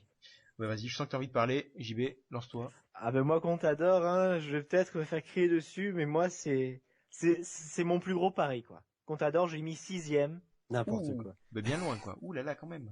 6ème, je sens là, il va avoir le contre-coup du Giro, plus son équipe qui est quand même en dessous de la Sky, de l'Astana ou de la Movistar. Plus aussi le fait, voilà, il va arriver, le truc ça va être, il va arriver, il va faire impression sur quelques étapes, en 3e semaine, il va être lâché à chaque fois. Et je sens que Contador, là, il va vraiment sentir le Giro. La dernière fois qu'il a doublé, eh ben, Oui. il a fait 5ème avant d'être déclassé. Il était Là- d'ailleurs, mais il a fait 5ème en étant, on voyait qu'il était vraiment pas top Ah, en mais oui, montagne, oui, oui. qu'il y avait Il clairement était pas du contre-coup, tout- ouais. Il était pas du tout, quoi. Mais il termine derrière Vauclair, voilà. Tout est dit. Voilà, tout est dit. Et là, je sens, voilà, 6ème derrière Pinot et derrière Van Garderen, notamment. Ok. Alexis, ton avis? Là, c'est JB qui va me taper dessus. Parce que Contador, pour moi, il sera pas 6ème. Pour moi, c'est même le vainqueur du tour. Je fais vraiment ce gros pari. Alors là, non. Un vainqueur assez historique, hein. Ça serait doublé de Giro au tour. J'y Dans crois, dans l'histoire récente, il faut Ouais, remonter j'ai un... personne. Stéphane Roche, je crois, le dernier. Eh, ça fait, ça date. Ouais. C'est Pantani aussi, le dernier à faire Giro au tour. Oula, et là, on est dans, c'est le côté historique du vélo. Moi, j'y suis plus du tout, là, les gars. Hein. C'est plus trop mon rayon, là. C'est Pantani en 98, mais si tu veux remonter jusqu'à Stéphane Roche, pourquoi pas, mais... Déclassé, non? Pas déclassé? Pantani depuis? Il me semble Non, pas. jamais déclassé. lui. Pantani, jamais déclassé. Ouais. Oh là, Cyril, on sent que t'as attaqué un mec de sa famille, là. Oh putain. Toi, tu déclassé, lui? Ils ont déclassé Armstrong, les autres ils ont jamais tout déclassé, donc c'est un Même peu- si Pantani s'est fait prendre 10 fois dans son hôtel, jamais été déclassé. Mais c'est pas grave, il avait la classe. Ouais, Ouais. et surtout, c'est de l'héroïne au bout d'un moment. Il était au stade supérieur, lui, hein. Enfin, ou, je sais plus, un truc comme ça, quoi. On parle pas mal, il est mort. Ouais, si je devais pas parler des mecs qui sont morts, hein, putain. Bref, non mais on s'en fout de Pantani, là, on parle de Contador. Alors vas-y, explique-nous pourquoi Contador va faire le doublé de Giro-Tour, Alexis. Parce qu'il a été plutôt impressionnant sur le Giro. Alors Il y c'est avait vrai il y avait personne à côté. laisse-moi finir. C'est vrai qu'il a construit son succès sur le chrono en prenant 2 minutes 30. Bon là, il y aura évidemment pas de chrono. Mais il a précisé qu'il n'était pas à fond sur ce Giro, qu'il se réservait quand même pour le Tour. Personnellement, j'y crois. On l'a déjà vu en montagne battre Froome, notamment sur la Volta l'année dernière, même si Froome n'était était pas non plus dans blessé. sa forme. Voilà. Contador l'était aussi. Donc Moins. parti de ce principe, moi sur le papier, une fracture de tibia, ça me paraît plus grave quand même. Mais bon. Non, mais Contador, il a joué à fond sur la fracture du tibia, hein. Genre, on le voyait presque boitant les semaines avant la Volta, et derrière, il court sans problème. Donc, Ouais, mais il a fait la même sur le Giro, hein. Je me suis luxé Ouais. l'épaule, 2 jours plus tard, il était en danseuse dans l'école italienne. Hein. Voilà. Donc là, quand il dit sur l'équipe, ouais, j'ai besoin de me reposer, bah j'y crois pas. Moi, je pense que franchement, il peut y arriver, il peut le faire, et j'y crois à fond. Je suis sûr que Kenan me soutient d'ailleurs. Et alors attendez, j'ai une petite anecdote quand même dans le mode l'espèce de communication, les grandes mystifications que nous fait Contador.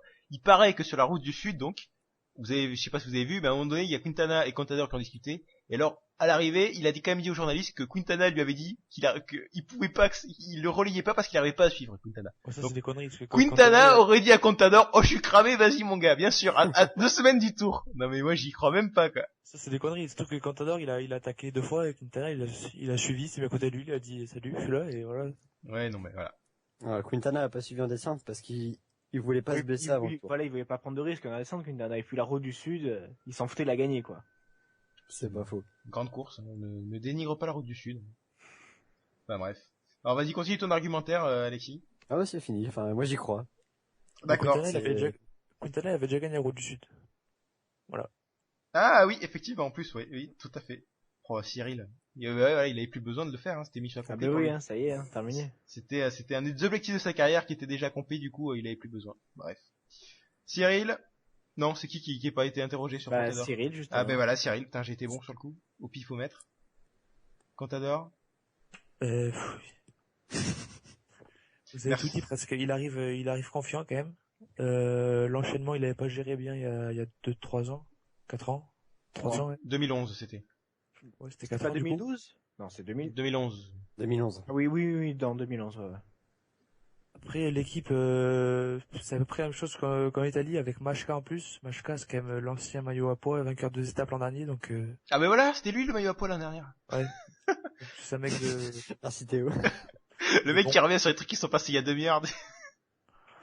Et après, oui il y a Sagan aussi. Mais Sagan, je pense qu'il va se démarrer tout seul. Je pense qu'il a pas trop le choix en fait. Hein. Oui, il a pas le et choix. à mon avis, Sagan va pas aider Contador non plus. Surtout que Sagan n'est pas en ordre de santé auprès de Monsieur Tinkoff. Parce qu'il il voulait même pas le prendre à l'origine, donc là il va y être quand même parce qu'il a pas le choix de le prendre. Mais... C'est quand même une assurance d'avoir le maillot vert presque. Donc, Putain, le pour mec, prendre, il a 3 il y en a participations au Tour de France, 3 maillots verts, il veut pas le prendre quoi. Oui, mais c'est Tinkoff, c'est un con. Hein. Bah, bon. Ouh là là, attention. Je ne veux pas de problème à la mafia russe, tu vas de suite retirer ses propos. Là, tu vas te calmer de suite. Tu vis pas la semaine. Hein. Je veux passer l'été là, les gars. Non, mais c'est comme ça. Le mec, j'ai pas peur moi, vas-y. Bon ouais, très bien, ok. Non mais quand même, faut revenir sur un truc qui a été obvious sur le Giro, c'est l'équipe. Basso, Kreuziger, Maïchka en équipier de luxe. Quand on sait ce qu'ont fait Basso et Kreuziger sur le Giro, ça fait peur. Oui, enfin, Basso, voilà. Mais bon, Kreuziger, je suis plutôt étonné.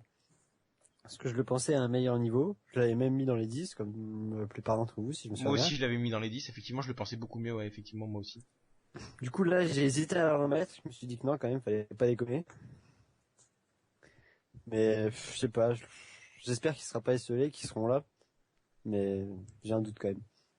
Voilà, après, bon, Basso, effectivement, je pense qu'on peut le mettre de côté, puisque c'est même pas une question de, c'est une question de niveau, là, c'est pas une question de forme, parce que Basso, Il a plus l'âge. voilà, il se fait vieux, certes, c'est un équipier qui peut rendre des services en montagne, mais je pense qu'il a pas le niveau pour vraiment aider très très fort, Contador.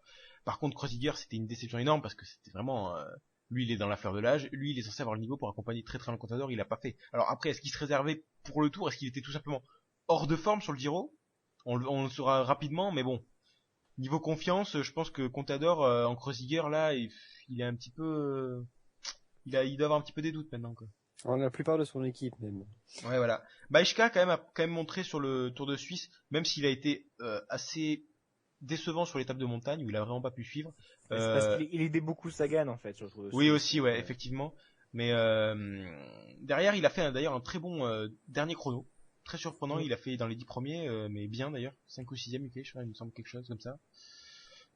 Donc vraiment, et il termine le Tour de Suisse finalement à la 10ème place. Du coup, lui, on peut se dire que la forme sera là. Donc Maïchka, c'est pas une assurance tout risque, mais c'est déjà l'assurance d'avoir au moins un bon équipier autour de Contador. Est-ce que après, à savoir, est-ce que un équipier ça suffira, hein? Ça serait bien quand même que Kreuziger un petit peu se sorte les doigts et soit également là lui. Donc voilà, alors pour mon pronostic, moi je l'ai mis sur le podium, hein. J'ai joué la sécurité, puisque j'ai mis Quintana en vainqueur. Contador je le vois bien pas loin derrière, parce que s'il y a un mec dans le peloton actuel qui peut enchaîner Giro et Tour, c'est lui.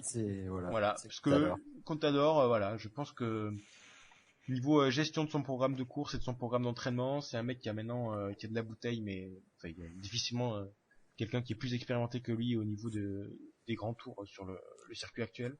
Donc je pense que s'il vient sur le tour, c'est pas pour faire de la figuration, et s'il double Giro Tour, c'est qu'il sait qu'il a les possibilités pour briller sur les deux courses, à savoir s'il gagnera ou pas. Pour moi non, parce qu'il y a quand même meilleur que lui avec Quintana, mais à mon avis il sera quand même très très fort sur ce Tour de France. Donc voilà. Rien à rajouter.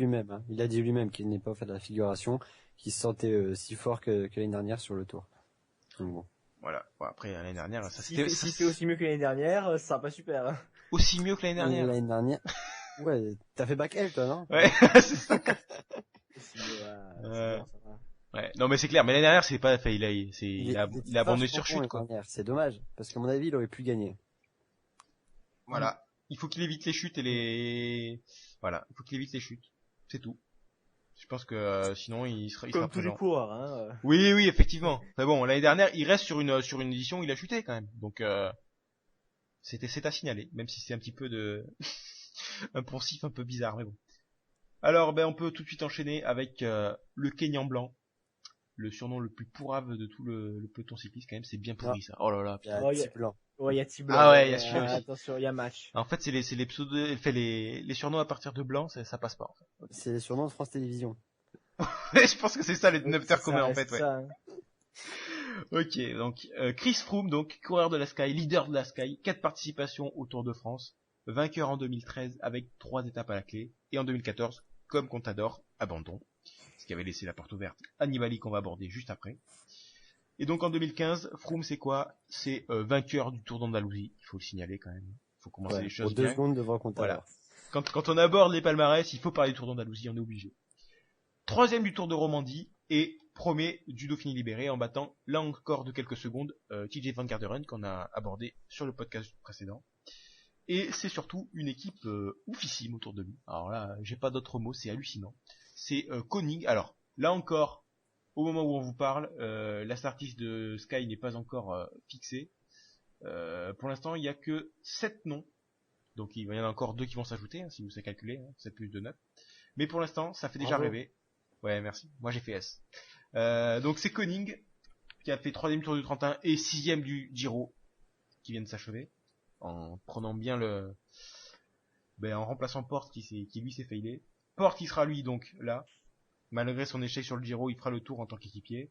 Alors C'est lui, pas fatigué sur le Giro en même temps, Porte. Hein, donc, oui, il va quand même avoir, à mon avis, il s'est fatigué sur les 2 premières semaines. Enfin, après il a lâché l'affaire, mais bon. Donc lui, son palmarès est assez impressionnant cette année. C'est premier du Trentin, du Tour de Catalogne, du Paris-Nice et du Tour de l'Algarve. Et après, je laisse sur également de côté quelques belles placées sur d'autres courses. Nieve, 4ème du Tour d'Andalousie, hein. On est 15 Tours d'Andalousie. Et 17ème du Giro, donc lui aussi a disputé le Giro. Et Roche, c'est 37ème du Dauphiné, hein. C'est celui qui a pas trop de référence du côté des équipiers de luxe de Froome. Et on a également Henao, 3ème du Tour de Californie, 2ème du Tour du Pays Basque et 11ème du tout récent Tour de Suisse. Et enfin, celui que JB considère comme un futur crack du cyclisme, Peter Kennock. Voilà. Donc ça fait quand même une sacrée équipe autour de Froome. Alexis, que penses-tu du Kenyan blanc, hein? Bon, on va arrêter de l'appeler comme ça. Que penses-tu du coureur de la Sky? Voilà.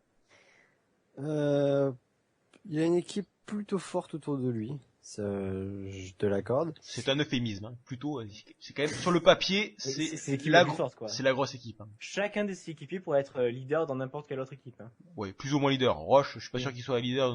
Bref. Roche, mais dans un truc genre AG2R ou FDJ, il est leader sur un autre grand tour. Hein. Oui, voilà. C'est vraiment une très grosse D'ailleurs, équipe. Roche avait porté le maillot rouge il y a 1 an ou 2 sur la Volta, donc c'était en remportant une étape, c'était pas mauvais. J'aimais quand même quelques doutes sur Porte. J'ai un doute. Je sais pas s'il va vraiment savoir l'aider jusqu'au bout ou s'il va faire partie des premiers à craquer. En attendant, Froome, je le mets 3ème. Parce que forcément, il est derrière Contador et Quintana. Pour moi, les deux autres qui sont beaucoup plus aériens en montagne et le fait qu'il n'y ait pas de chrono, ça va vraiment le désavantager. Ah même ouais, si il son faisait contre la va différence vraiment sur les chronos à mort, lui. Voilà, soit il est gagné, soit il était 2ème derrière Wiggins. Et même si le chrono par équipe, il est quand même une excellente équipe en chrono autour de lui. Mais non, je pense qu'il va juste faire 3ème. Ok. Toujours en suivant Quintana et Froome. Quintana et Contador. Cyril, ton avis? Mais Froome, en fait, pour moi, c'est un robot, en fait. C'est, Oh là là, ouais. vas-y, Non, mais la continue les Sky, comparaisons. la Sky, c'est une usine de robotique, cette équipe. Alors, je pense que, en fait, si Froome, ça, son plus grand, comment dire? Si tu son nous plus dis grand que son défi- plus grand adversaire c'est lui-même, tu sors. Non, de non, suite. son plus grand défi, ça sera la première semaine parce que les robots, ils ont pas forcément ridé pour tenir debout sur le vélo, parce qu'il faut prendre des virages et tout, et c'est pas trop pour eux, ça. Donc, Je pense que j'ai un problème avec les virages aussi, Cyril. Hein. Normalement, les coureurs pro, ils savent les prendre les virages. Hein. oui, Froome, il a du mal, quand même. Alors, Froome, C'est vrai qu'il est toujours raide sur son vélo, Froome, putain, c'est abusé, quoi. les pavés, le vent et tout, Froome, il va avoir du mal pour ça. Après, s'il arrive sans retard dans la montagne, ça va être vachement dur à battre, parce que en face de lui, c'est des maillons de la chaîne robotiques. c'est... Ouais, enfin, par rapport au vent, il y a quand même 10 schlecks pour tomber à cause d'une bourrasque d'eau devant, hein. Ah non, il y a aussi Karen Thomas. Oh, cette attaque gratuite là comme ça là. On va se calmer tout de suite. On laisse Andy Sheik là où il est, d'accord? Ah oui, non mais t'inquiète pas, personne va aller le chercher, hein. On Il est laisse très bien là où il l'ancien est. vainqueur du Tour de France de Liège-Bastogne-Liège bien tranquille. Moi, dans mes Ouais, pronostics, ouais. Froome, cette année, il abandonnera pas, mais il aura quand même perdu du temps. Du coup, il finira pas premier. Il finira deuxième. Bah, tu mets quand même pas mal. J'y Ouais, vais. malheureusement. Oh. Je mets deuxième moi aussi. Derrière donc Quintana. Donc parce que j'ai l'impression en fait que Froome est sous-estimé en montagne parce qu'on parle toujours de lui, ouais, c'est un suiveur, il profite du travail de ses équipiers, il gagne tout le temps sur les contre-la-montre, mais Froome c'est quand même un putain de grimpeur. Et à chaque fois qu'il attaque, tu sens que les autres ils sont largement à l'agonie, que pour le rattraper, faut soit faire un truc exceptionnel comme avait fait Van Garderen sur le Dauphiné, ben soit tu le rattrapes pas quoi. Bah, Donc, Van Garderen, il a pas rattrapé, hein. Si sur l'étape de où Bart gagne, je crois que Van Garderen il revient sur lui. Ouais, mais sur l'étape décisive, la dernière, là, Oui, il sur la arrive pas à dernière, revenir, non. ouais. Sur la dernière, non, mais après Pralou, il revient sur lui. Donc du coup, à mon avis, c'est le seul qui peut arriver à rivaliser en montagne avec Quintana. Mais là aussi, le fait, tout d'abord, que le chrono soit très tôt, et que les pavés aussi, où là, il risque pas mal de temps, mais voilà, ça fait qu'il pourra pas dépasser Quintana, mais je vais quand même deuxième à moins d'une minute. Ok. Je suis pas tout à fait d'accord avec toi sur les pavés, parce que, il Je a sais avec, pas ce qu'il vaut. voilà, non mais surtout il avait lui, oui, il a chuté l'année dernière, mais il avait avec lui un mec comme Thomas, qui à mon avis, lui, c'est typiquement le coureur qui pas comme Stibar va se barrer et laisser Oran tout seul. Lui, c'est le mec qui va rester auprès de son leader et qui va le tracter jusqu'à la ligne. Et je pense que Froome, avec Thomas, Après, il a vraiment un très bon équipier pour passer ses pavés comme il faut. même dans la roue de Thomas, il peut quand même crever ou chuter, donc. Oui, mais après, Froome, c'est quand même un mec lourd par rapport à Quintana, Contador et tout. C'est quand même un mec qui sur les pavés est censé, Ouais, d'un on point le de vue, surnomme pas Kenyan pour rien, hein. Lourd. Monsieur Froome me pèse 70 kilos. Ah, peut-être qu'il a perdu un petit peu de poids, mais son poids de base, il doit être aux alentours de 70 kilos, peut-être 68 maintenant. Ça dépend. Après les poids de forme, ça varie toujours. On Mais est loin des 57 des voilà, Quintana. on est quand même beaucoup plus lourd qu'un Contador ou qu'un Quintana. Donc je pense que sur les pavés, c'est pas ce qui m'inquiète le plus pour lui. Après, ce que je trouve dommage pour lui, c'est qu'il n'y a pas de contre-la-montre. Et même si t'as dit que, en effet, tout le monde dit ouais, c'est sur les contre-la-montre qui fait la différence. Ben oui, parce que c'est sur les contre-la-montre qui fait la Oui, non, mais différence. certes, mais en montagne, il est capable aussi de Ah se mais débrouiller, je suis tout à fait d'accord. c'est un excellent grimpeur, quoi. Oui, mais il y aurait eu un contre-la-montre, il aurait fait la nique à tout le monde très largement. On est d'accord, hein, on Mais est d'accord. s'il y avait un contre-la-montre, il gagnait le tour, c'est sûr. Voilà, c'est clair et net. Donc déjà, ce contre-la-montre l'empêche d'être entre guillemets automatiquement vainqueur sur le papier. Donc déjà c'est un peu mieux pour le spectacle et puis c'est quelque chose auquel il n'a pas été forcément confronté très souvent. Et surtout, ce qui me fait peur, moi, c'est dans cette première semaine, c'est les étapes pour puncher qui sont là. Et un mec comme Froome n'est vraiment pas un puncher, pas un mec comme Rodriguez, comme Contador, comme Quintana. Et c'est un mec qui peut perdre par-ci Nibali par-là. aussi. Oui, voilà, c'est un mec qui peut perdre sur ses efforts courts et intenses qui se font vraiment en injection et qui demandent vraiment un effort totalement différent d'un col de 12 km. C'est vraiment quelque chose auquel il n'est pas adapté, auquel à mon avis il est pas au niveau des meilleurs et sur lesquels il peut perdre, que ce soit sur le placement ou même physiquement parce qu'il n'a pas la caisse pour encaisser des efforts aussi violents et aussi brefs. Il peut perdre, certes pas beaucoup de temps parce que ça reste des épreuves, des côtes très courtes et qui se montent rapidement.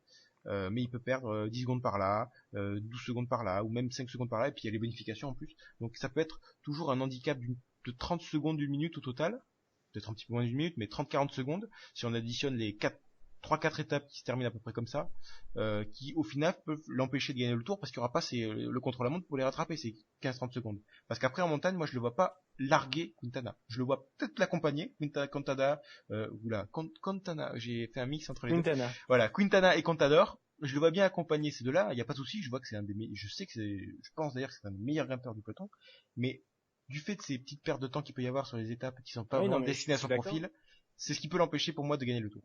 Je suis d'accord, c'est pour ça que j'ai mis deuxième aussi, hein. Ah mais moi aussi, je l'ai mis sur Si le par les podium. patins, il était premier, quoi, donc. Oui, voilà, mais voilà, à mon avis, c'est le tracé qui fait qu'il est pour moi pas le favori du tour.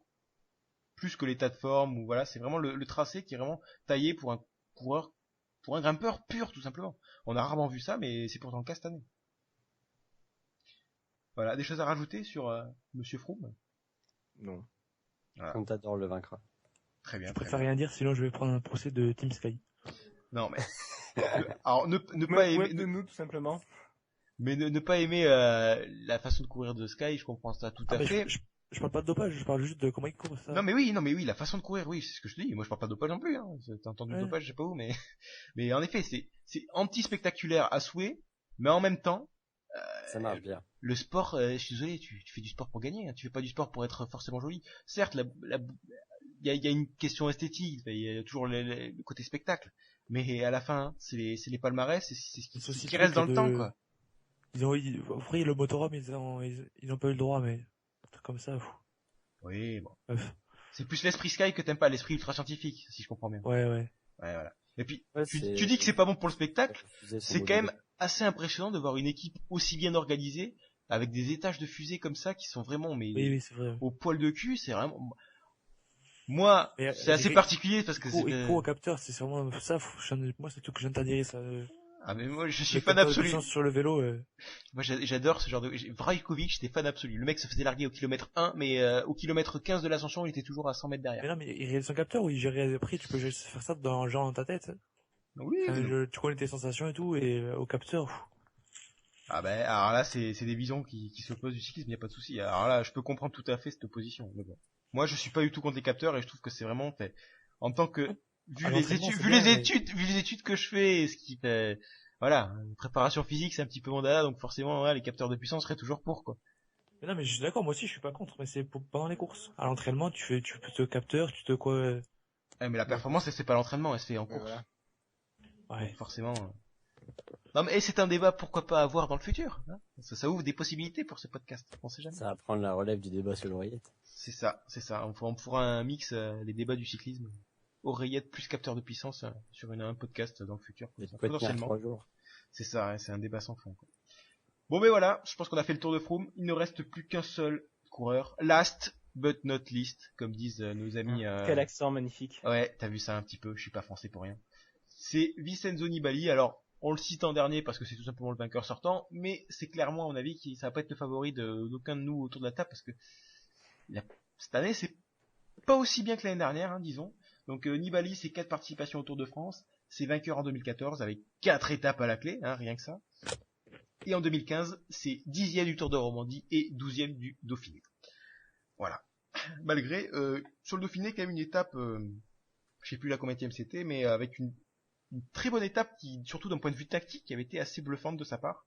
Où il avait repris le maillot jaune, où il avait... C'est l'étape de Villard-de-Lans, ouais, la 6e. Il avait Voilà, repris. c'est ça. Il avait repris le maillot, plus statiquement que physiquement, hein, soyons honnêtes. Mais bon, c'était bien joué. Et du côté de ses équipiers, donc Fuglsang, hein, le futur vainqueur, non? Ah non, c'est vrai, c'est Contador. Fuglsang, donc le Danois, cette année c'est 7ème de Paris-Nice, c'est 8ème de la Flèche Wallonne, c'est 9ème de Liège-Bastogne-Liège, et c'est un abandon sur l'étape 8 du Tour de Suisse. Alors qu'il faisait partie potentiellement des favoris pour la gagne, vu le plateau un petit peu rachitique du dernier Tour de Suisse. Et c'est également Taramae, un des nos coureurs préférés sans doute. Ah ouais, le Grand Rhin. C'est ça, mais qu'il a en tant qu'équipier, donc il peut faire des belles Ah, choses. le Quel mec, gâchis. Quel Pendant gâchis. une année, il a presque pu gagner le maillot blanc. Et après, bah voilà. Et deuxième, battu par Roland, du classement des meilleurs jeunes cette année-là. Et par Andy Schleck, il a été battu pas mal de fois par Andy Schleck en maillot blanc, je crois. Je crois que tu dis de la merde, mais c'est pas grave. Ça change pas d'habitude. Non, mais il me semble que l'année où il a failli être maillot blanc, C'était contre Roland. en c'était effet. contre Roland, où il essayait de le reprendre sur le contre-la-montre final, mais Roland avait bien résisté, il avait gardé ce maillot blanc. Mais bon, C'est la seule l'année où on a vu Taramay sur le tour. Après, il a gagné une étape de la Volta. c'est une autre histoire. Et également en équipier, boum. Voilà, un potentiel Flandrien. Alors est-ce qu'il va faire comme l'année dernière, il se barrer et laisser Nibali dans la merde? On verra bien, mais bon. Pour l'instant, Nibali, si on regarde l'année dernière, les pavés, c'est quand même pas mal débrouillé, quoi. oui. Et d'ailleurs, il était avec Fulsang, qui sera à nouveau là cette année. Et il y a également Scarponi, hein, bon, qui est annoncé pour l'instant sur la start list. Il a pas trop pesé. Ces dernières années, il pèse plus trop dans l'équipe Astana quand même. C'est pas vraiment En un même des temps, équipiers qu'on voit les il a plus. abandonné sur le Giro sur chute. Donc Oui, bon. c'est vrai qu'on le voit pas parce qu'il il est toujours des problèmes. Hein. Il a abandonné sur les 2 Giro derniers et à chaque fois chute. Quoi. Mais bon, à mon avis, Scarponi, il est plus au même niveau qu'il était il y a quelques années. Oui, mais ça reste un équipier de choix. Voilà, enfin bon. Donc, Fulsang, Taramay, Scarponi pour la montagne et boum pour les pavés. Qu'en pensez-vous? JB, lâche-toi sur le squal. Ah bah, moi je l'ai mis tout simplement troisième Troisième derrière quand même les deux monstres que sont Kitana et Froome, un peu en retrait. Après quand on regarde ces résultats, ça veut pas trop rien dire car Nibali c'est certainement celui qui cache le mieux sa forme. C'est à mon avis jusqu'au bout, jusque dans les derniers kilomètres avant l'école, on saura pas s'il est en forme ou pas. Donc je le vois quand même assez fort, moins fort que l'an dernier où l'an dernier il était vraiment à fond. Et l'an dernier, je tiens à dire quand même que même si c'était pas montré sur le Dauphiné trop non plus, sur les- Septième, il fait du Dauphiné. voilà, il n'était pas non plus intentionnant sur les semaines avant le Tour de France. Il avait d'ailleurs très bien cassé son jeu. En première partie de saison, il s'était quand même bien plus montré que cette année où il a rien fait du tout. L'an dernier, en première partie de saison, Paris-Nice, t'as mis loin, je crois. Hein. Mais il n'y a pas que Paris-Nice l'an dernier. D'ailleurs, est-ce qu'il faisait Paris-Nice? Parce qu'il fait 17ème du Tour de Dubaï l'an dernier, 12ème du Tour d'Oman, 21ème de Paris-Nice, 44ème de Milan-San Remo, 52ème de l'Amstel, nanana. Et 5ème du Grand Prix du GP Camaiore. D'accord. Donc c'est pas super. Très grande course. Donc voilà, donc du coup, ton argument ne tient pas trop, mon cher. Bah, il avait fait 5ème du Tour de Romandie quand même. C'est quand même. Il était champion d'Italie. Bon, après à voir s'il va. On sait pas encore. Les championnats nationaux n'ont pas encore eu lieu, mais. Non mais ok, je t'accorde. Je pensais qu'il avait fait en fait un très bon tour un Tirreno, je croyais. Mais c'était l'année d'avant, Non, je il avait crois. fait Paris-Nice. Ouais. Oui, c'était en 2013 qu'il avait gagné Tirreno. J'ai bugué en fait. Excusez-moi. Donc voilà, donc moi je le vois quand même assez fort en montagne. Et voilà, troisième, quand même une très bonne place pour quelqu'un qui paraît sur le papier le moins fort des quatre fantastiques. Ok. Cyril, ton avis? Nibali, il a une bonne équipe. Il est comme l'an dernier, c'est-à-dire qu'il avance masqué, mais je pense que cette année, il va être moins, je sais pas, il va être moins chanceux, quoi. Il finira même pas dans le podium. Oui, Pourquoi l'année dernière, sa chance c'était les abandons de Contador et Froome. Oui, voilà. Mais là, c'est un pari que je fais parce que il y a rien, il est comme l'an dernier, en gros. Après, tactiquement, il est intelligent et tout, mais je sais pas, je parie sur une baisse de forme pour lui. Donc du coup, c'est ton pronostic, c'est? 5ème. Ok. Alexis? Ils ont tous dit, vraiment. Moi, je le vois en effet moins aérien que l'année dernière. Peut-être déjà parce que l'année dernière, il était en meilleure forme, le fait qu'il ait tout abandonné, le fait qu'il avait déjà pris le maillot jaune de la deuxième étape, il pouvait avoir senti des ailes qui poussent. Mais non, franchement, je le vois juste à la 4e place, pas bien en dessous, mais inférieur aux 3 autres. Il va suivre de temps en temps sur une étape ou deux, mais la plupart du temps, il sera dans le groupe qui se trouve derrière les 3. Ok, allez, donc vous êtes quand même assez haut pour lui, parce que pour moi je l'ai mis dans le top 10, c'est-à-dire que je l'ai même pas mis dans les 5 premiers. Je l'ai mis au-delà de la 5ème place. C'était méchant. Ouais, parce que cette année, je sens que Astana, ça va être les mecs qui vont se faire baiser sur les grands tours. Voilà, je le dis. Cette année, ça sent mauvais pour Astana. C'est les mecs qui vont faire que des placettes, mais qui vont pas en gagner un. Alors que sur le papier, ils partaient pourtant potentiellement vainqueurs de un ou deux grands tours facilement. Des placettes sur le Giro, c'était pas que des placettes. Oui, hein. voilà, sur le Giro, si. ils te mettent quand même deux mecs sur le podium. Ah bah c'est des placettes, hein, pour moi. Et tant qu'il n'y a pas la plus haute marche, c'est du Ouais, placette. Deux mecs entre sur le podium. 7e et 2e et 3e. Oui. Non mais Nibali, il y a pas que ça. Nibali, le fait qu'il soit vraiment pas montré en début de saison, le fait qu'il ait montré ses limites sur le Dauphiné en montagne. Bon après, c'est Mais quelque le chose. Dauphiné, il était pas à fond. Clairement, il était pas à fond. Je suis d'accord Voilà. qu'il cache son jeu, mais bon, il a montré qu'il était tactiquement, c'était toujours un très très bon coureur, et donc c'est pour ça que il faut peut-être s'en méfier. Mais c'est un petit pari que je fais également parce que ouais, je pense pas qu'il soit vraiment en aussi bonne forme que l'an passé, et je pense pas qu'il aura la même chance que l'an dernier de se retrouver avec une concurrence carrément amoindrie. Cette année, je pense que vraiment Froome, Quintana, Contador seront devant lui, et je vois même quelqu'un comme Joaquim Rodriguez ou ce genre de coureur vraiment, ou Pinot. Ben, lui passer devant également, être à peu près au même niveau que lui en montagne, mais peut-être sur une ou deux étapes être plus chanceux ou plus inspiré. Je vois bien Pinot tenter plus que Nibali, et notamment tenter sur une étape où il va peut-être potentiellement reprendre du temps et donc terminer devant lui. Et je vois surtout également Rodriguez, du fait de ses qualités de puncher, même si Nibali reste un très bon puncher, je le vois bien reprendre également un peu de temps sur Nibali sur les étapes pour puncher, et donc voilà. Et après, je vois pas forcément Nibali reprendre du temps à ces deux coureurs sur les étapes de montagne. Donc je le vois hors du top 5, mais vraiment pas loin. Mon pronostic serait plutôt aux alentours de la 6ème place. Donc vraiment à la limite top 5. S'il y a un mec qui abandonne, bien entendu, ça serait logiquement pour moi le favori pour rentrer dans le top 5 et prendre la place du mec de devant qui aurait chuté pour je ne sais quelle raison. Voilà. Et puis il a pas une équipe extraordinaire quand même. Même si Astana était impressionnant sur le Giro, est-ce qu'ils vont nous ressortir encore une fois un collectif hallucinant sur le Tour? J'ai des doutes.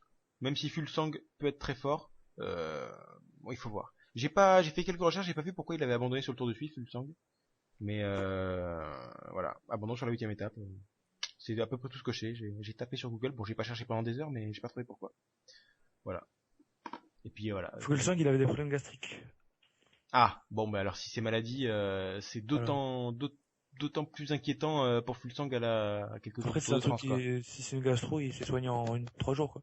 Oui, si c'est une gastro, On sent voilà. l'expert là.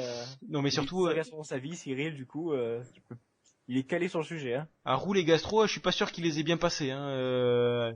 On savait qu'il avait également une gastro à quelques semaines du Giro, et on a précisé que c'était à peu près ça qui avait peut-être causé sa perte, le fait qu'il se sente mieux et puis qu'il ait un petit peu le contre-coup en 2e et 3e semaine, et surtout en 2e semaine. Du coup, pour moi, une gastro, c'est pas un bon signe, même si c'est sonné très rapidement. Hein. Et puis Taramae, voilà, c'est toujours Taramae. une blessure. Oui, c'est toujours mieux qu'une blessure, mais ça reste une maladie, quoi. Ouais, c'est pas faux. D'ailleurs, ils ont eu beaucoup de malades. Enfin, ça fait beaucoup de gastro côté Astana. Il y a une épidémie ou quoi? Bah bref. Ça se diffuse facilement. Hein. C'est une équipe à chier. Oh là là, oh, Non, Cyril. non. Oh mais Cyril, mais c'est gratuit, mais sans aucune putain. Oh là là là là. C'est pour Kenan. Il va être content qu'il va entendre ça. Oh putain, mais Cyril quoi. Voilà. T'es viré. Kylian va te C'est ton coller dernier sur- podcast, Cyril. Tu dégages. Ça tombe bien, Ouais. c'est le dernier avant le tour, donc. Ouais, c'est ça quoi. Ça fait le principal. Bon ben voilà, on a fait le tour de tous les favoris. Si on additionne ça avec également les podcasts que vous allez avoir que vous avez eu sur le parcours, sur les sprinters et également sur les autres hommes à surveiller, les punchers, les rouleurs, etc. Ben normalement, si vous avez écouté la totalité des podcasts, vous êtes à peu près préparé pour le Tour de France, à peu près. Hein. Vous êtes même très très bien, je pense. Donc ben voilà, je pense qu'il va être temps de se séparer et de Tu se. fais un peu dans le top 10? Ah oui, mais pas mauvaise idée, même j'avais totalement oublié, c'est même très très bien pensé de ta part. Ouais. Effectivement, avant de se quitter, on va rappeler tous nos top 10 respectifs. Donc, Attends, je le retrouve. bon, bah alors donc Alexis ne va pas passer en premier, vous l'aurez compris. Donc JB, t'as l'air prêt, vas-y. Ah ben moi je suis prêt. Hein. Alors, premier Quintana, deuxième Froome, troisième Nibali, quatrième Pinot, cinquième Van Garderen, sixième Contador, septième Bardet, huitième Rodriguez, neuvième Kelderman, dixième Mollema. Très bien, Cyril. Alors, premier Quintana, deuxième Froome, troisième Contador, quatrième Pinot, 5 Nibali, 6 Purito, 7 Van Garderen, 8 Bardet, 9 Uran et 10, c'est la place pour l'invité de surprise. Donc ça se joue entre Mollema, Gesink, Majka, Valverde ou Koenig. Oh, le mec, il se réserve une place, Ah. une place, quoi, c'est normal, quoi. Allez, je vais C'est dire pas Gesink. lui, c'est Je vais lui. dire Gesink parce que je suis... Allez, il Ah, bon, gars. il assume son pronostic sur Gazing un Ah. peu improbable, ok. Alexis, vas-y. Alors, premier Contador, deuxième Quintana, troisième Froome, 4 Nibali, 5 Pinot, 6 Van Garderen, 7 Rodriguez, 8 Mollema, 9 Talansky, 10 Bardet. Ok. Bon, alors moi de mon côté, et moi j'ai juste fait podium, top 5, top 10. Du coup, j'ai pas les positions exactes. Mais bon. Eh ben, tu vas Allez, démarrer. mouille-toi. C'est-à-dire qu'il faut que je le fasse en direct, là, comme ça. Oui, allez, putain, au ah, talent, au c'est talent. c'est trop chaud de le faire comme ça. Au talent. Bon, alors, premier, Quintana, hein, logiquement. Deuxième, ah, putain, c'est dur, et vous me demandez difficile. Mais nous on l'a bien fait. Deuxième, Contador. Troisième, Froome. Quatrième, Joaquim Rodriguez. Cinquième, Pinot. Sixième, Nibali. Septième, Bardet. Huitième, Costa. Neuvième, Yates, peu importe lequel. Et dixième, Valverde. Boum, voilà. J'espère que tu réécouteras ce podcast, que tu noteras, et on verra à quel point tu t'es gouré sur Yates. Et c'est mon pari, hein. C'est mon pari, Yates. Calmez-vous, hein. Oui, j'en ai fait, hein, moi. Moi, j'ai eu les balls, tu vois. Ouais, j'ai mis Contador vainqueur, s'il te plaît. Ouais, Moi, voilà. Moi je suis sixième, c'est aussi un pari. Hein. Ouais. Et Cyril, il a mis Gazing. On a chacun fait un petit pari. Ça va. Bon, mais voilà. Maintenant que cela est fait, on va pouvoir se dire au revoir, je pense. Voilà, vous êtes fin prêts pour le Tour de France. J'espère que vous allez passer un bon Tour de France. À noter qu'il y a peut-être potentiellement une petite surprise qu'on vous réserve pour le Tour de France. Restez connectés sur les forums, le groupe Eto, PCM France. parce qu'on fera peut-être, est-ce qu'on dit ce qu'on peut potentiellement faire, ou est-ce qu'on fait du teasing en disant juste qu'on réserve une surprise? Qu'est-ce que t'en penses, JB? Oui, ça dépend de notre organisation, de notre volonté. Enfin, on vous assure pas qu'elle sera là, la surprise, mais on y réfléchit. Bon, on fait du Ouais. teasing, on mettra, au pire, on mettra des messages sur les forums Parce que pour, si on le fait pas, pour vous on demander, aura- voilà, on va vous Voilà, mettre des messages sur on tease, mais voilà quoi. voilà, on mettra un petit message sur le forum pour dire si ça vous intéresse ou pas ce qu'on vous Si tu veux un propose. petit jeu de mots, tu dis Faut pas on teaser. tease et on attise votre flamme. Voilà, merci. Putain, t'es Faut le que ça se distributeur termine, ça. Hein. distributeur de Faut que ça se punchline officiel On du est- podcast, Alexis, quoi. termine. On est depuis 3 heures là en train de faire le truc et on est commence à fatiguer. Hein. Ouais, c'est ça. Il y en a qui ont moins D'ailleurs, d'endurance que les si autres. vous voulez refaire un vote pour mettre les balances en tant que nom de podcast, je suis Non, tout à fait oh, le mec, Alors, même le bon de sortie, c'est bien ça. Ça fait nom d'émission le bon de c'est sortie. trop tard, arrêtez. La chasse patate, c'est quoi? Chasse patate, c'est rien. On dirait le facteur. D'accord, non mais c'est fini, c'est chasse patate le nom du podcast. Je pense que ça va être un débat qui va courir sur toute la période 3 ans. d'existence de ce podcast, hein, mais bon, c'est pas grave. Donc voilà, donc potentiellement une petite surprise, on vous tiendra au courant via les forums, PCM France, le groupe Eto, pour savoir si vous êtes intéressés, donc si on fait cette petite surprise, c'est une petite idée qu'on a eue. Voilà, on va en rester là, pour voilà, on n'en dira pas plus. Donc ben ça va être le moment de se dire au revoir. N'oubliez pas de nous suivre si vous avez aimé le podcast sur iTunes ou sur YouTube. iTunes c'est Chasse Patate, YouTube c'est PCM France la chaîne. Voilà. Ben un dernier mot. Allez-y, faites-nous encore des blagues un peu pourries. JB, lance-toi. Merci JB. Sténographe. Oh là là, mais non, mais putain, mais vous êtes, non mais le dernier mot c'est pas obligé d'être une blague, hein, je tiens à vous le dire. Ah mais ce n'était pas une blague. D'accord. C'est Cyril. Simon Yates gagnera le Tour de France 2019. 2019, ah c'est plus Il y a 2020. 2 jours, c'est 2020. Ah là là. C'était Adam en 2020. Ah, oh le mec.